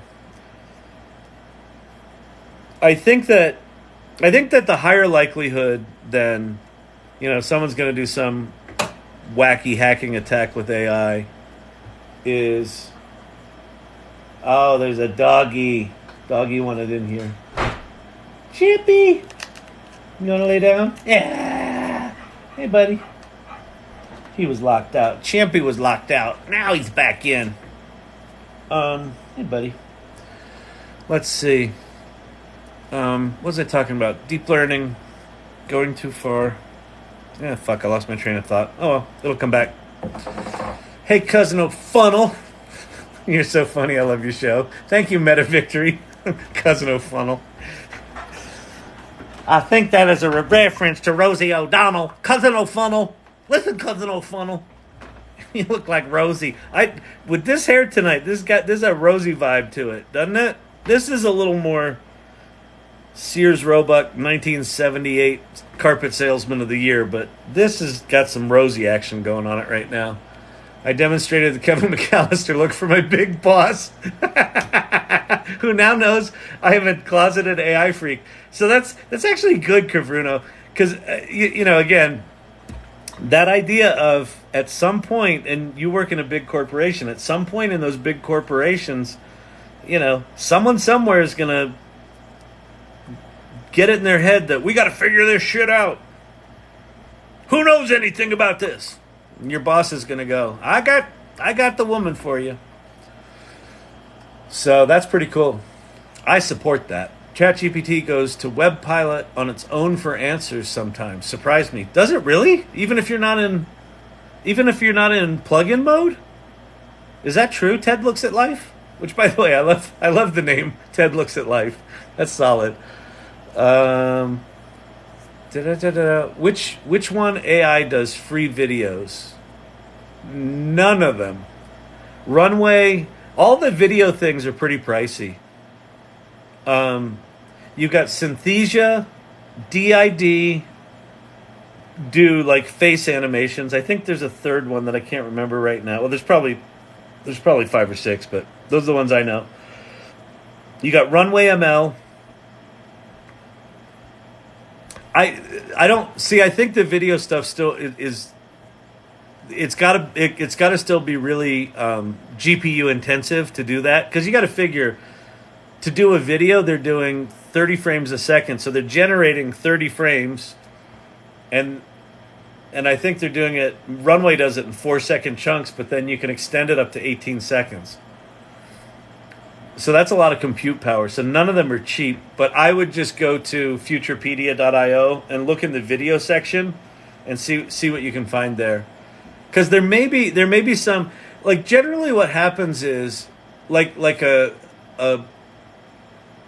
tool like Ideogram comes out, and it's initially free because they're like, hey, we're new kids on the block, come use our tool. And if the tool is awesome, then too many people come and use it, and their server bill shows up the next month, and they're like, we're going to go out of business unless we start charging. So you can probably catch some video tools in those early Wonder Years stages where they haven't gotten the server bill yet that might be free, but I think they're all pretty pricey right now. Perplexity AI's free tool has essentially replaced search engines for me. I use it all day, every day. That's interesting, Kevin. Perplexity for me was perplexing because when I heard about it, and it's called perplexity.ai, I went there kind of thinking it was ChatGPT, and the first thing I did, it didn't give me what I expected, and I haven't really dug into it and learned it. I've now played with it a bit to at least understand kind of what it is, but yeah, I keep threatening to learn how to use it. So it's interesting you're using it all day, every day. I'm going to dig deeper on it.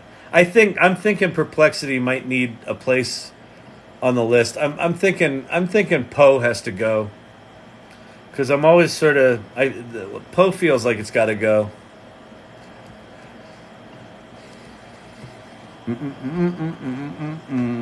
Want to do free stock runner? I don't know what that means. Do you have an AI to trade Forex? We did that. Tired of scams on Bitcoin AI? Oh, tired of paying for scams on Bitcoin AI.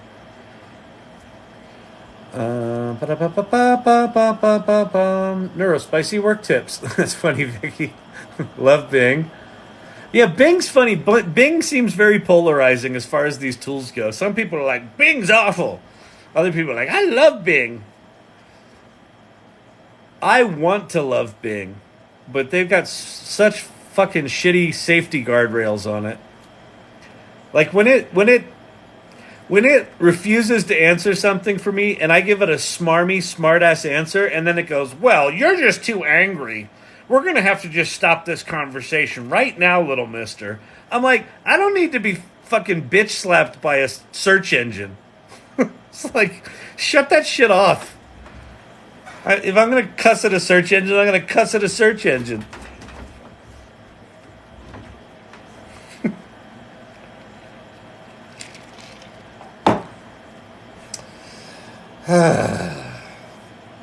What are you going to do? What are you going to do? Google that shit. You are amazing. Thank you, Byron. Brad was Red Seam Creative, not Red Line. Oh, thank you, Emilio's wife. I know that. I've talked to Brad like 4 or 5 times today. I was actually giving him input on his brand, but ADD. Red Line, Red Seam, So Red Seam Creative, thank you. That boy, I'm way behind on comments. So here's what I'm going to do. There's 80 folks in here. They got to all be pissed off. He's not answering any of my questions. I'm very upset about this. I've come in here, I've been in here for at least 10 minutes. I've asked my question 18 times, 19 times, 20 times, and he hasn't answered it. I don't understand what's happening. I'm just as important as those other people. All right, so what I'm going to do, I'm going to jump to the bottom. Oh, there's so many questions. All right, and I'm just going to scroll up a little bit. And so if I missed your question, sorry. But, all right, so now I'm at Ted Looks at Life. In news archive market research biz for 30 years. Even no Boolean search. This is light years leap. Yeah, exactly. Remember Boolean search? Any of you remember Boolean search till Google got their shit together and figured out how to do some version of natural language? Parentheses plus minus. It's like a math equation. Although, not for nothing, but prompting ChatGPT and all these large language models is like programming in English. It's like English is the programming language because you're still thinking in logical constructs. So, yeah, it's crazy. I remember when I was the family remote. Thelonious, Channel 4. Exactly. Best AI I saw this week was Drake trying to diss Eminem, and E's response was epic. Don't mess with Gen X. Nope. Gen X is just, like, there's a couple of things. We were already bitter and smarmy and sassy, and now we're tired. But we're still ambitious, and we still got our faculties about us, and we can use technology. So just don't fuck with us, because we're kind of done. We're done with it all. We're done with people being assholes to one another. We're done with all the polarization. We're done with all the fucking snowflakes. We're done with on both sides. We're just done. Just let us be. Calm down. Take a chill. Go to ChatGPT. Have it write you a song. And if you're not going to do that, just get the fuck out. It's not quite that bad. You can be here if you don't use ChatGPT. Come in here. Troll me. Tell me I look like Rosie O'Donnell. Ask for my autograph. Oh, I'll give it to you. I'll do it. All right.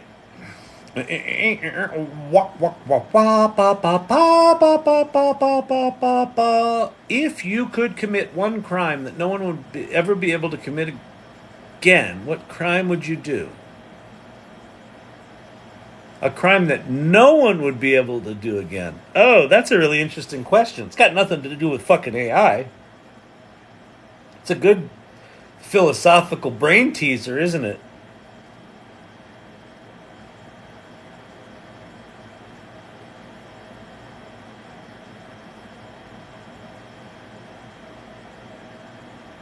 You know a weird one that I think I would probably do?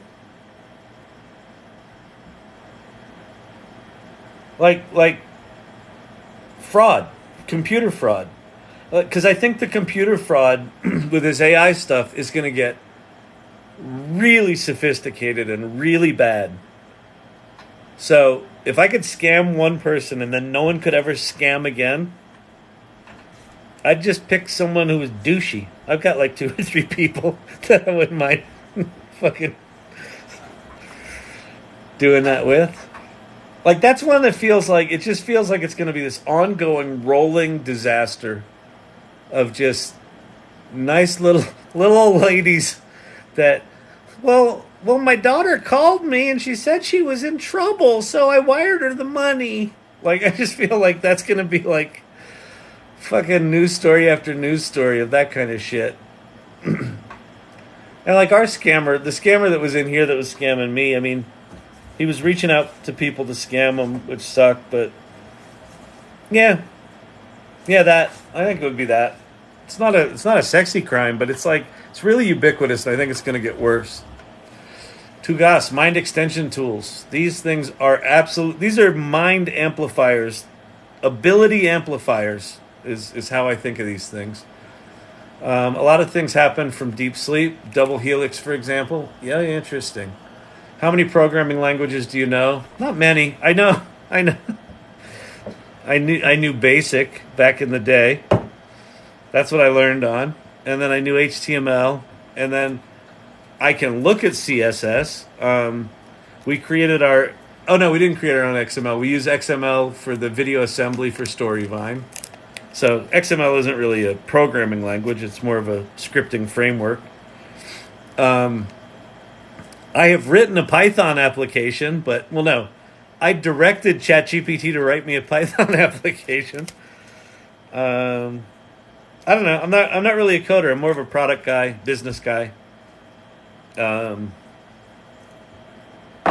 more interested in what you do with the tools than tactically building them. And you know, me holding out because of my ADD, I can't be an engineer. I can't program. I don't have the attention span for it or the focus for it. I can hyper focus. Like, if I wanted to take the weekend and learn a programming language, I could do that. But I've resisted it because I had a feeling shit like this was coming. Or maybe I was in denial. But now it's here. And now you don't have to fucking know programming languages. So I know enough about how systems work, programs work, databases work, data hooks work, all that sort of shit, that I'm fine. I can either get one of my developers to do it, or I can have this do it. So I don't know much. My focus, Veva Blue, which is a fun name, is kind of November 30th, 2022 forward, right? So the launch of ChatGPT for me is a seminal event because that marks the day where before that day, it's all engineers, researchers, scientists, programmers, mathematicians. After that day, it's the rest of us. And what I'm interested in is now that these tools are here, even though they're in this janky-ass state that they're in, or as I like to call them, janky pieces of shit, even though they're janky pieces of shit, oh, thanks for the doggo, Steve-O. We're now all trying to figure out, what does this mean for work? What does this mean for project managers, from data analysts, for creatives, for copywriters, for consultants? It's going to fuck up a lot. And it's not just going to fuck it up for programmers, right? It is going to fuck it up for programmers, but it's going to fuck it up for everyone. If I were a consultant right now, if I were a consulting company full of data analysts and consultants that rely on those data analysts, I would, you know, it's funny. I would not only be nervous, I would be actively trying to reinvent my business, because your business model is about to get flushed down the toilet. And I don't sense a grand panic in a lot of the people that I talk to. But I think it'll come. That's why I'm doing this. Like, I want as many people as possible to go play with these things. Share Bear, thank you. Play with these things. Have your Kevin McAllister moment. Freak out. And then start to internalize the tools and go, okay, what can I really do with this? How can I transform my business? How can I transform my role? How can I transform who I am, what I do, how I contribute to the world? So, I don't know. That got a little philosophical. I don't like it when I get all philosophical and serious like that. I don't know why you people are asking me serious questions. Why would you do that? Can't have fun when I'm up on a soapbox, dancing around, twerking it up, futurizing. The information overload is real. JRC, honest to God, man, it's so exhausting. It's like, it's both exciting and exhausting, but it's just like the AI salon this last yesterday. Oh God. The AI salon yesterday, like right before it, I talked to Leah, my co-host, and she was like, I'm kind of done with AI. And I was like, I'm just exhausted. And then what the salon was we had 5 members each talk about a project they were working on. And I was assuming people would just come in and like do what I do here, like just sort of wax poetic for 10 minutes and be done. And they all prepared PowerPoint presentations. They had their shit together. and like I left that meeting like really inspired. So like I'm like oscillating between I'm just fucking exhausted, I can't keep up, and oh my god, this is so exciting, I got to lean in more, and it's just like back and forth. It's just like it's like, you know, like a bad tennis match or a good tennis match.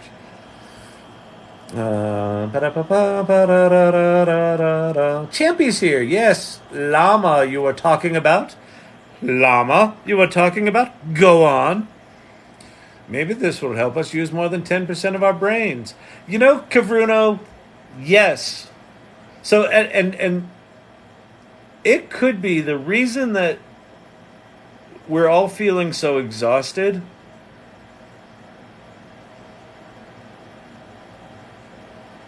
I think so these tools are doing two things for me on that front. One is because there's so much less friction in getting ideas out of your head and into some sort of tangible format. I'm having more ideas, like I'm putting more ideas in the world. And that's kind of exhausting because each like idea that you put out in the world is some version of your baby, and then you like, you know, have to deal with them and care for them, or, you know, let them drop off, and then you're like, oh shit, I had those ideas, and that's exhausting. And the other thing that I think's happening is, and this would actually be a really interesting thing for some neuroscience people to study, is if these things do the low-level problem solving, like writing the first draft of a document, takes a certain amount of your brain energy and a certain amount of your creative energy to block that out. And it might take you an hour to write a first draft. And now with these tools, that first draft happens in 20 seconds. And then you spend that hour that you would have been writing the first draft refining a thing that was generated. And I think it uses a different part of your brain. So there, it might be that, like, historically I would have spent 10 hours in a week doing kind of blocking and tackling creative, and 10 hours a week doing refinement. And now I'm doing 3 hours of work doing blocking and tackling creative, and 17 hours doing refining and synthesizing. And so, I don't know, there might be, you know, these things are going to change our brains, I think. And there's also, there's a third one, which is like multimodal switching. Like if I were writing historically, I would never think about, oh, I got to go make an image for that. But now, because you can switch so quickly between these things, you're like, oh, here's a cool thing. Oh, give me some headlines. Oh, those are cool headlines. Oh, this should have a logo. Let me run over and pop out a logo real quick. And then you're over in logo mode. And then you bring it back, and now you're in design mode. Then you're in typography mode. Then you're back to writing mode. Like, I think this sort of shape-shifting creatively has got to be just taxing our brain in a very different way, right? Right? Yeah, exactly. So, yeah, no wonder we're fucking tired. Exactly. I need a little blue board. I need a little blue board. I need to take a break with a little blue board. I'm going to go out in the yard and cry now. Yeah. Yeah, it's crazy. He likes it. Hey, Mikey. Those are the best commercials. And remember, Mikey, what was the rumor that he drank Pepsi and Pop Rocks and his stomach exploded and it killed him? Wasn't that the rumor? At least in my high school or wherever it was.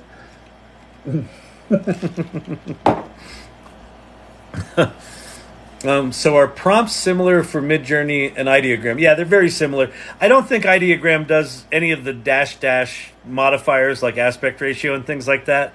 Ideogram's much more simple. But things like, you know, I want a painting or a photograph. Here's the subject. Here's the lighting conditions or styles. Here's the medium.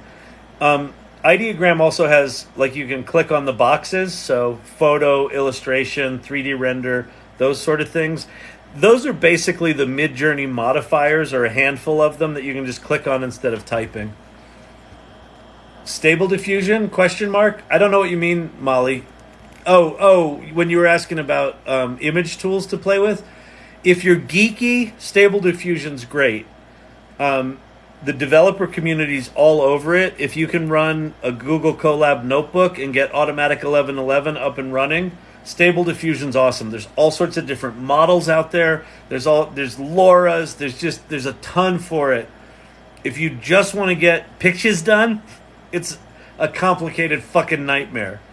Especially if you're not technical. If you're technical, go for it. It's my challenge with Stable Diffusion. Like, it took me 9 times. I failed 9 times before I got Automatic 1111 up and running. And for me, it was just understanding Google Colab and like the whole framework and how it's connected to Google Drive, and it was just a lot. So I finally cracked that. But then my problem was, every time I would log back into Automatic 1111, the notebook that I was using had been updated and it would break something. And then I would have to troubleshoot it and go fix it. And then like 16 new features came out and you had to turn on extensions within Automatic 1111. And it was just like, I'm fucking exhausted. Back to Kavruno's point. It's like, I've only got so many hours of creative energy in my brain. And if I spend them debugging a fucking Google Colab notebook that I don't really understand in the first place, that's like 2 hours that I could have been making images. But it's great if you want to geek out on stuff and have a lot more control. How about the stock Bitcoin? You keep asking about that. I don't know what that means.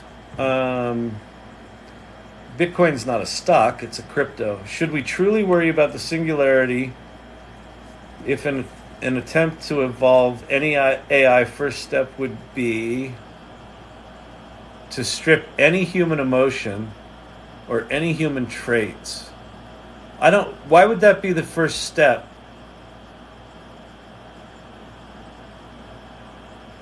I find the opposite is happening. Like, in theory, I think that's right, Lee, that like if you listen to the sci-fi movies, the machines are gonna strip human emotion. The way these things are being programmed, if you go play with Pi, if you go play with this, that is not programmed to strip away human emotion at all.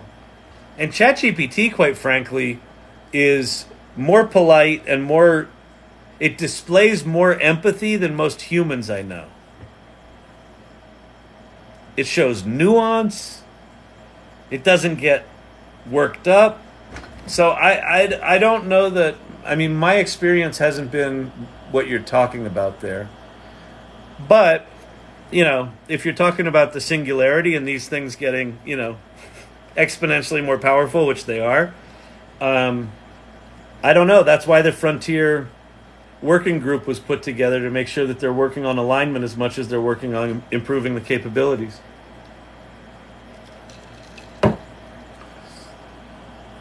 Yes, you do. I don't know what that's in reference to, but I'm sure I do. Turtle Wrangler. Turtles.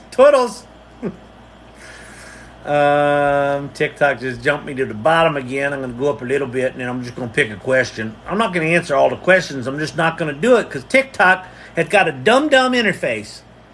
Dumb TikTok. What was the Multo-Meal Maynard tagline?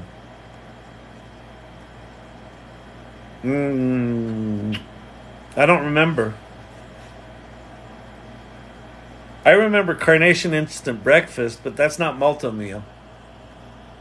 Not the bottom. Welcome to AI Boomer Talk. Kuklaw. This is Elder Talk. How can I help you? Today we're going to talk about computers. The little round thing sitting next to your computer is what we call a mouse. When we say click on the mouse, it means press down on the top of the mouse. I'm a librarian. Still use Boolean search. More power to you. What was nice about Boolean search is, like, you knew exactly what you were getting. And it's funny. The problem with natural language search before these things, before the large language models, if you use Boolean search in search engines, Okay, I'll just speak for myself. Because I use Boolean search and search engines, when Google said, oh, it's okay, you can use natural language now, we'll figure it out, I never trust Google to know what the fuck I'm talking about. So I end up sticking Boolean operators within my natural language searches because I don't trust Google. And for the most part, I'm right. But these things now actually do natural language, which is just insane. When will the Apple tool be released? I really hope, Cocklall, that it's in September when they do their iPhone 15 announcement. I'm hoping that there's a one more thing moment where they say, oh, one more thing, and here's our AI tools or our AI agent or whatever it is.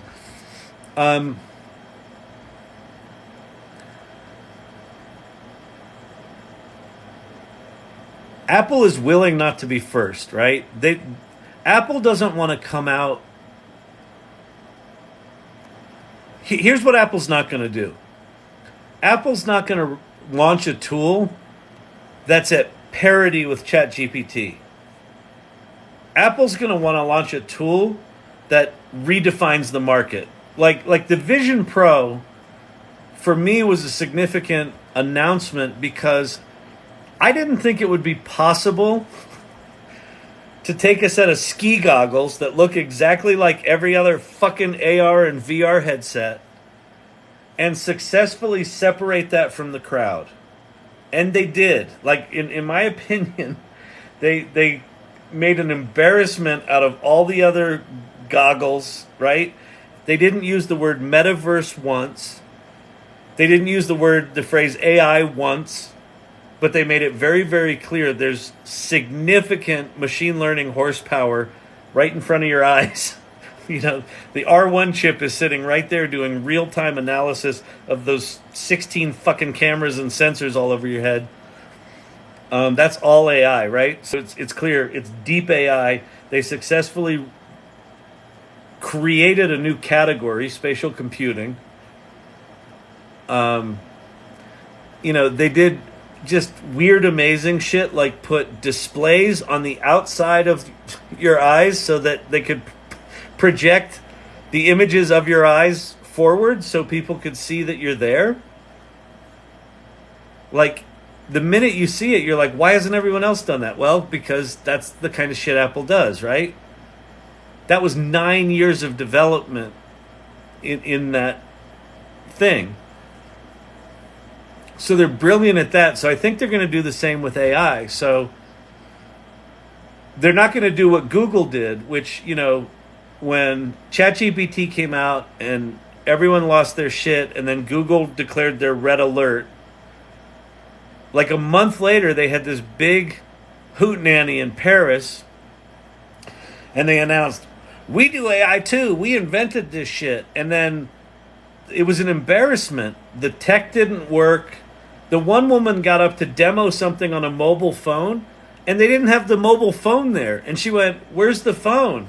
And people were like, we don't know. Just skip it. And she goes, okay, I guess we're not going to do the demo. Like, they put stuff out there that wasn't ready to be put out there. Apple won't do that. So I'm hoping that they announce something in September, but I wouldn't be surprised at all if they wait until the developer conference next June. So June of 24. Because Apple would rather be late and just of another level than play catch up and be at parity. So I don't know. I'm excited about it. I mean, the one thing I heard is that they spent their research budget at Apple is $24.6 billion, which is bigger than the market cap of ChatGPT, of OpenAI. And Tim Cook said they spent the bulk of that money on generative AI in the past year. $24.6 billion. And we haven't seen shit from them. So they're cooking up some chitlins and some gravy. It's gonna be tasty. Down in a bayou, they got some crawdaddies. And put it in there and they cook it up. And they're going to come out and they're going to be like, would you like some tasty gumbo? And everyone's going to be like, what the fuck is gumbo? Oh my God, this is good. I hope.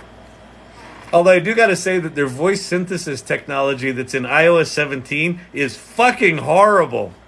It's horrible. Wouldn't have thought it, but it is. AI will run your washing machine with no soap.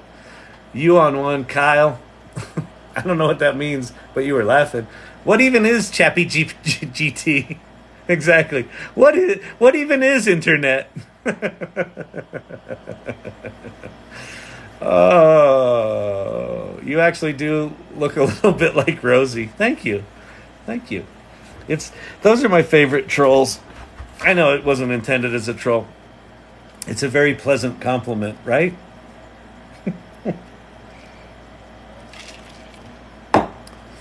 Listen, at least I'm still here. You forgot Gen X being snarky. Oh, yeah, snarky, smartass, bitter? You betcha. We're Gen X. Get off my lawn. You damn Gen Zers and you millennials.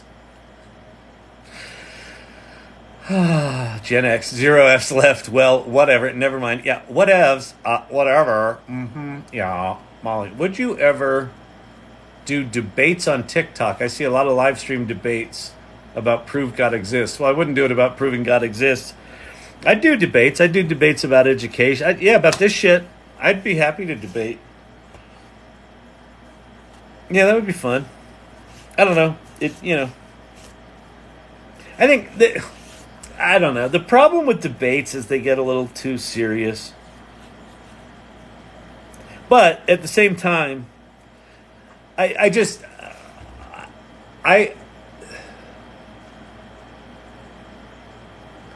so much is changing so fast, and these things are so profound that I think anything we can do to talk about this shit is valuable right now. So if it's a debate, if it's my stupid fucking TikTok live idiotness, if it's the AI salon, if it's the videos I make, if it's Rachel Woods doing the AI exchange, I think all of it's valuable. Like Mackenzie Bowes with GPT Boss, like he's all over the place now. Like GPT Boss didn't take off like he wanted it to. So he's like all over the place trying to figure out new businesses and new models and services. And it's like, I think that's brilliant. It's like the transparency there of watching him. He's a guy that's so capable, and he built this whole tool and you know, the interface, and he took all this input, and it was like, this is going to full on be his business. And then it didn't have the metrics that he wanted. And he's like, fuck it. It's like, I'm going to do other shit. And it's like, I think that's where we all need to be for the next 3 years, is just, you can't not participate, in my opinion. I think not participating in this stuff is career and professional and personal. I was going to say, whatever. It's not good. I'm so sick of the word police. I'm so fucking sick of the word police. I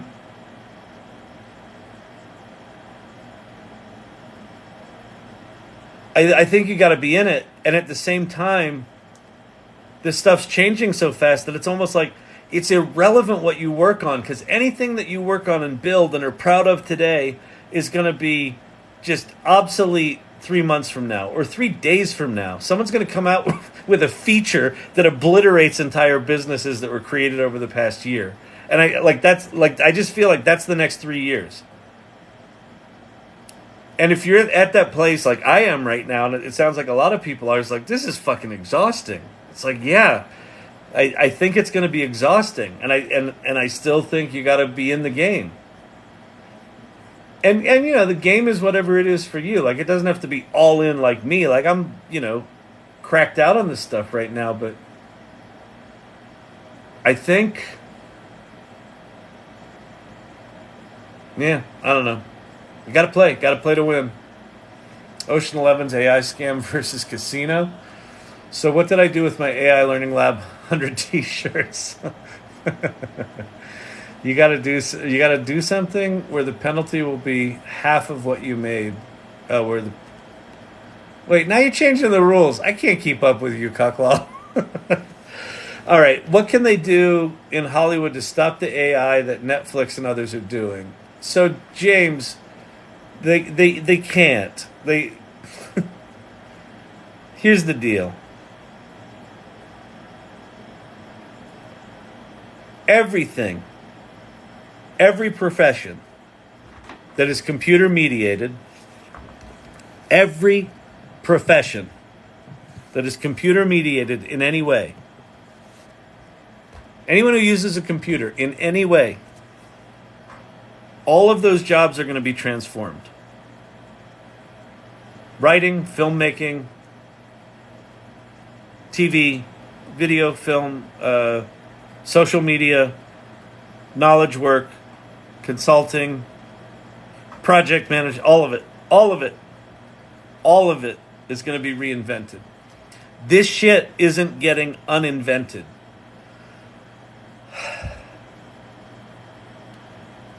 What the writers in SAG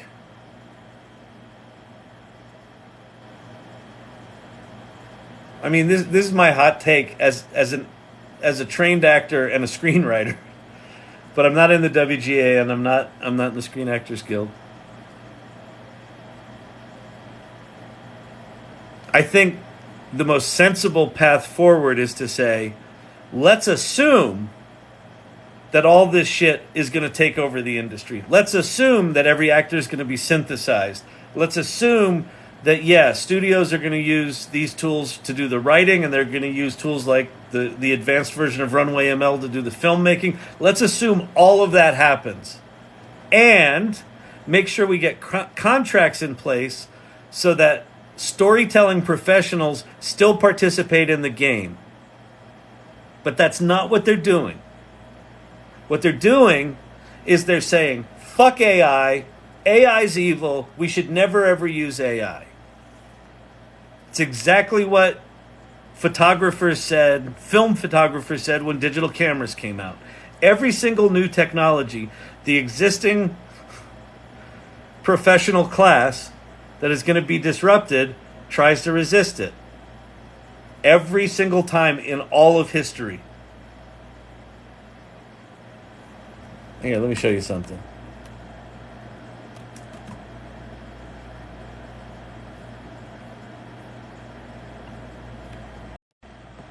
From today, painting is dead. That was French painter Paul Delarouche upon seeing the first daguerreotype. So the first photograph came out, and this guy said, from today, painting is dead. Painting obviously hasn't died. Filmmaking is not going to die in the future, but it's going to be different. So we, like, it's an appropriate metaphor. We've seen this movie before. We know how this ends. AI is not going to get uninvented. Companies like Netflix, or it might not even be Netflix. See, Netflix and the streaming services may say, okay, we're gonna agree with SAG and with the Writers Guild that we're never gonna use this stuff, and we're gonna keep the old way of doing things. And if they actually commit to that and stick to that, someone else is going to come along that doesn't know the history and legacy of that. It's going to be some 20-something that's sitting in his mother's basement that whips up some AI streaming service that's generating dynamic content that people all of a sudden love and start using, and they're going to cut Netflix and all of these contracts out of the loop. Because they're fighting an unfightable battle. It's literally like the town of Tampa 3 days ago going, we're not going to accept that hurricane. Nope, we're striking. We want it in our contract that we no longer accept hurricanes, and hurricanes are bad, and we're not going to accept them. Like, that's what I feel like it's like right now. So I don't have a good answer for it, but I just think that the AI is evil, fuck AI, we're never going to use AI. I just think it's incredibly short-sighted. I'm a writer. I've written 7 screenplays. I've written a one-man show. These are the most remarkable writing tools in the history of humanity. And the Writers Guild, the group of professional writers, is saying, nope, we don't want to use the most professional writing tool ever written. It doesn't make sense to me. Now, what does make sense to me is, holy shit, these things write good enough that if they get much better, what we currently call writing is at risk. That I absolutely agree with. But you're not going to uninvent it. Not going to uninvent it. Is it sad? Is it tragic? Is it all fucked up? Yeah. But, they're going to get blindsided 5 years from now by some company that doesn't think like they think, because it's going to be people that aren't from that world. It's literally from another world. Like, think about, the kids that are in 9th grade right now. They make it through, and especially the kids in 9th grade right now in schools that are embracing AI. So they've got 3-4 years of high school, and then they got maybe 4 years of college, but that might not even be a requirement there. They got 3-4 years of high school. If you think about where generative AI was a year ago and where we are today, and then you go out 3 or 4 years, these tools are going to be fucking remarkable. So you're going to have people coming out of high school that have quasi-native AI skills that don't know the history of anything. They don't know the world. All they know is they got these tools that, oh, cool, I can make a movie. Oh, yeah, this is, Grandpa watches Netflix all the time. This is kind of like Netflix, but we're making original content for everyone. Everyone gets their own personal movie. That's kind of cool. Click, boom, launch. $1 billion valuation.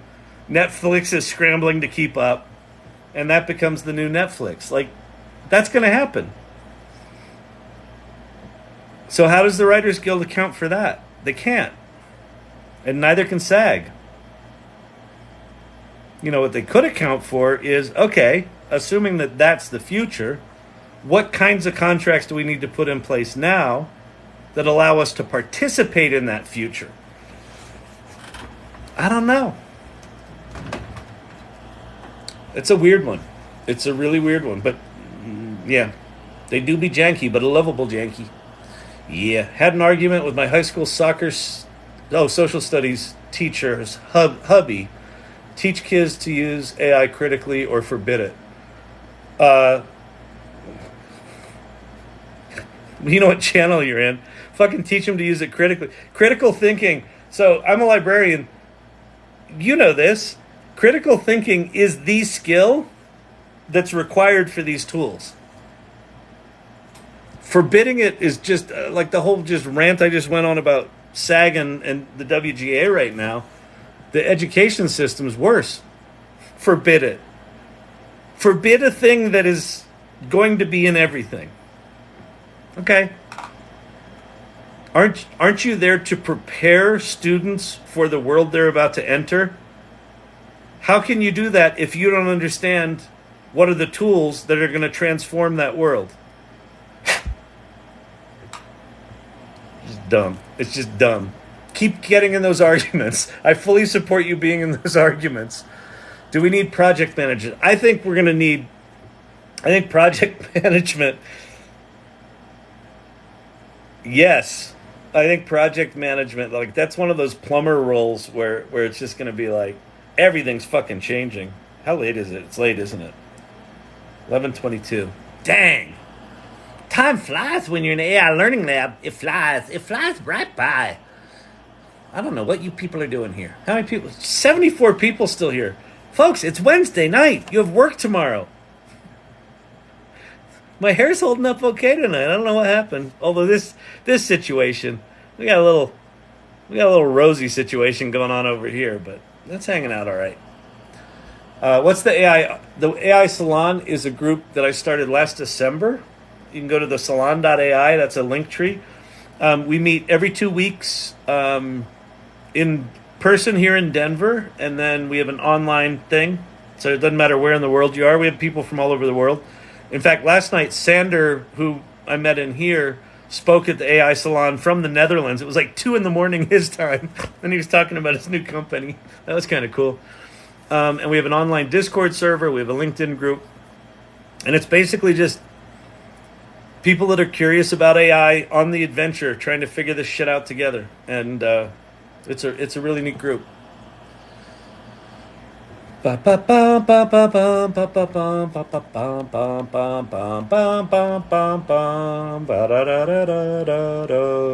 our brains will have an unprecedented opportunity to rewire, right? Yeah. Like this is potentially evolutionary kind of stuff. Like if we just fundamentally shift the parts of our brains we're using actively because of these tools,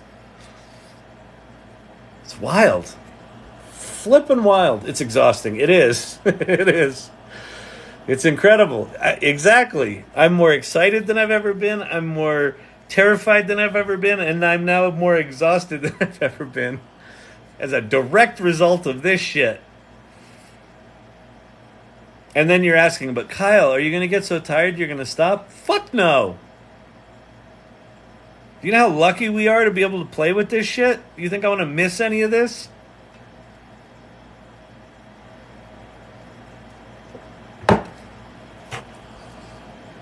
Yep, it was Pop Rocks that killed Mikey. I remember that.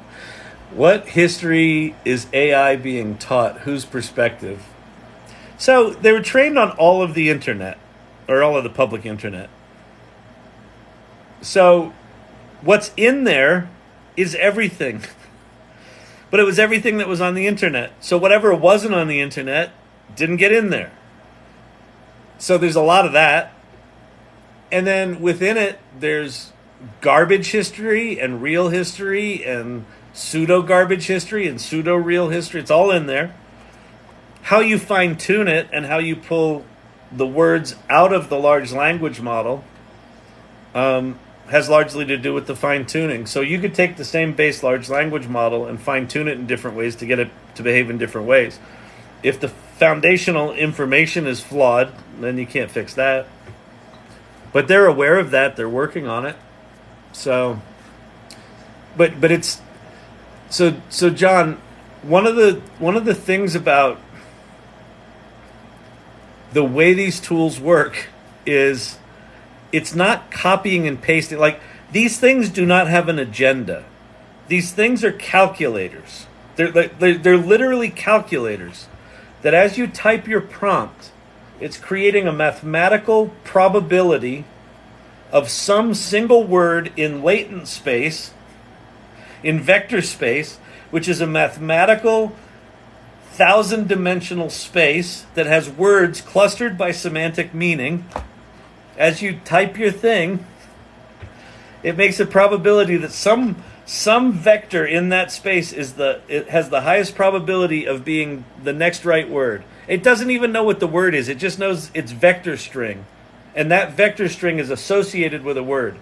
So when you type your prompt and you hit submit, the first word that it puts there was a mathematical formula. So is the second one. So is the third one. So is the fourth one. It doesn't know what it's writing. So they're not inherently biased, other than if there are things omitted from the data set, then they're not in there. And if how the things were fine-tuned, so the way ChatGPT fine-tunes their stuff is they put in a prompt, it generates something, and then human beings go thumbs up or thumbs down. That introduces human bias. So depending on who does the human reinforcement learning here, that could make them more biased. Claude, that's from a company called Anthropic. They use a constitutional learning model where it's not humans doing this. It's a set of rules. It's a set of imperatives. So Claude has potentially a higher likelihood of being less biased. But here's the fact of the matter about bias is, bias from whose point of view? The thing that I think is perfectly unbiased, you may think is completely biased, and vice versa. And then the third person is going to have their own flavor of this. So I think in the future we'll have different models that we can choose from. I want one that looks and sounds like me. Because I'm a petty bitch. And I want petty bitches in my large language models. And then other people will be like, I want tough guys. So, I don't know. I do not know. I read that on average we consume more data per day than one would in a lifetime in the 17 and 1800s. Consume? Peter Kaminsky last night at the salon talked about an image organizing tool system that he created because he's generating so much generative AI art that he wants to publish in the world. Like, his backlog is like 13,000 images that he's created in the past 3 weeks. It's like, yeah, it's not only consuming it, it's generating it. We're gonna, like, oh my, just the amount of crap that we're gonna generate. It's fucking nuts. Life's tough. It's tougher if you're stupid. All right, see? Just like a friggin' Pavlov's dog. All right, it just jumped me to the bottom. I think that's a sign I gotta go. I'll answer a few more questions. They were not trained on everything available on the internet. That's very incorrect. Well, yeah, they were trained on whatever OpenAI could get their hands on and tag and do all that. But ostensibly, a lot of the public internet. And they want to get more, right? So it's all about the data. And the new OpenAI bot that allows you to opt out, a bunch of the big publishing companies are opting out of that. So OpenAI may have, all of these companies may have a tough time training the new models if the big publishing companies are like, fuck you. And you know, Google's probably going to start cutting deals with companies that OpenAI can't compete with. So we're starting to, the next 2 years are going to be some corporate cutthroat malarkey, as Biden would say. So basically data analysis and sorting. Yes, I think. So is the internet left-leaning. Yeah. Perfect example of how Neo became the one on the Matrix. They uploaded data to him. Suggestion, can we do more lab examples with these tools and less chit-chat? Yeah, we can possibly do that. Although, people aren't asking for that. But yeah, like I would say, ask specifically for what you want, and then I'll do that. Because I try to do as many questions as I can. My chit-chat is answering questions. If the chit-chat said, hey, can you show me this tool or that tool, then I'd be showing this tool or that tool. So, sure. You are determining what I chit-chat. Alignment, make them biased. Well, yeah, hopefully we want them biased in the direction of human prosperity. I made a chatty bot site. The date of her resources, May of 2023. Very cool. I like chit chat. Once it can reinvent the wheel, read patents, we are going places. It can do that right now. In fact, I think there's some patent plugins for ChatGPT. And I would imagine at futurepedia.io, there's probably some intellectual property stuff going around. All right, listen, I got to go, people. It's 11:30 here in Denver. I don't know what time it is there. If you're on the East Coast, what are you doing with your lives? Why are you still here? I love y'all. I appreciate y'all very, very much. This is fun. I have a blast doing these things. Thank you for hanging out. Share Bear, Pate, welcome again. Multidimensional Man, Emilio's wife, JRC, Dr. J. I was in a paddock. Good night. Talk to you later. Nighty night. Tobias, good night. Kyle, great job tonight. Thank you very much. Thank you. I'm a librarian. Digital Gods, thank you so much. I see Share Bear. Peace out. I see River. I see Pace. JRC. Thank you, everybody. This was fun. I'll talk to you tomorrow. Bye-bye.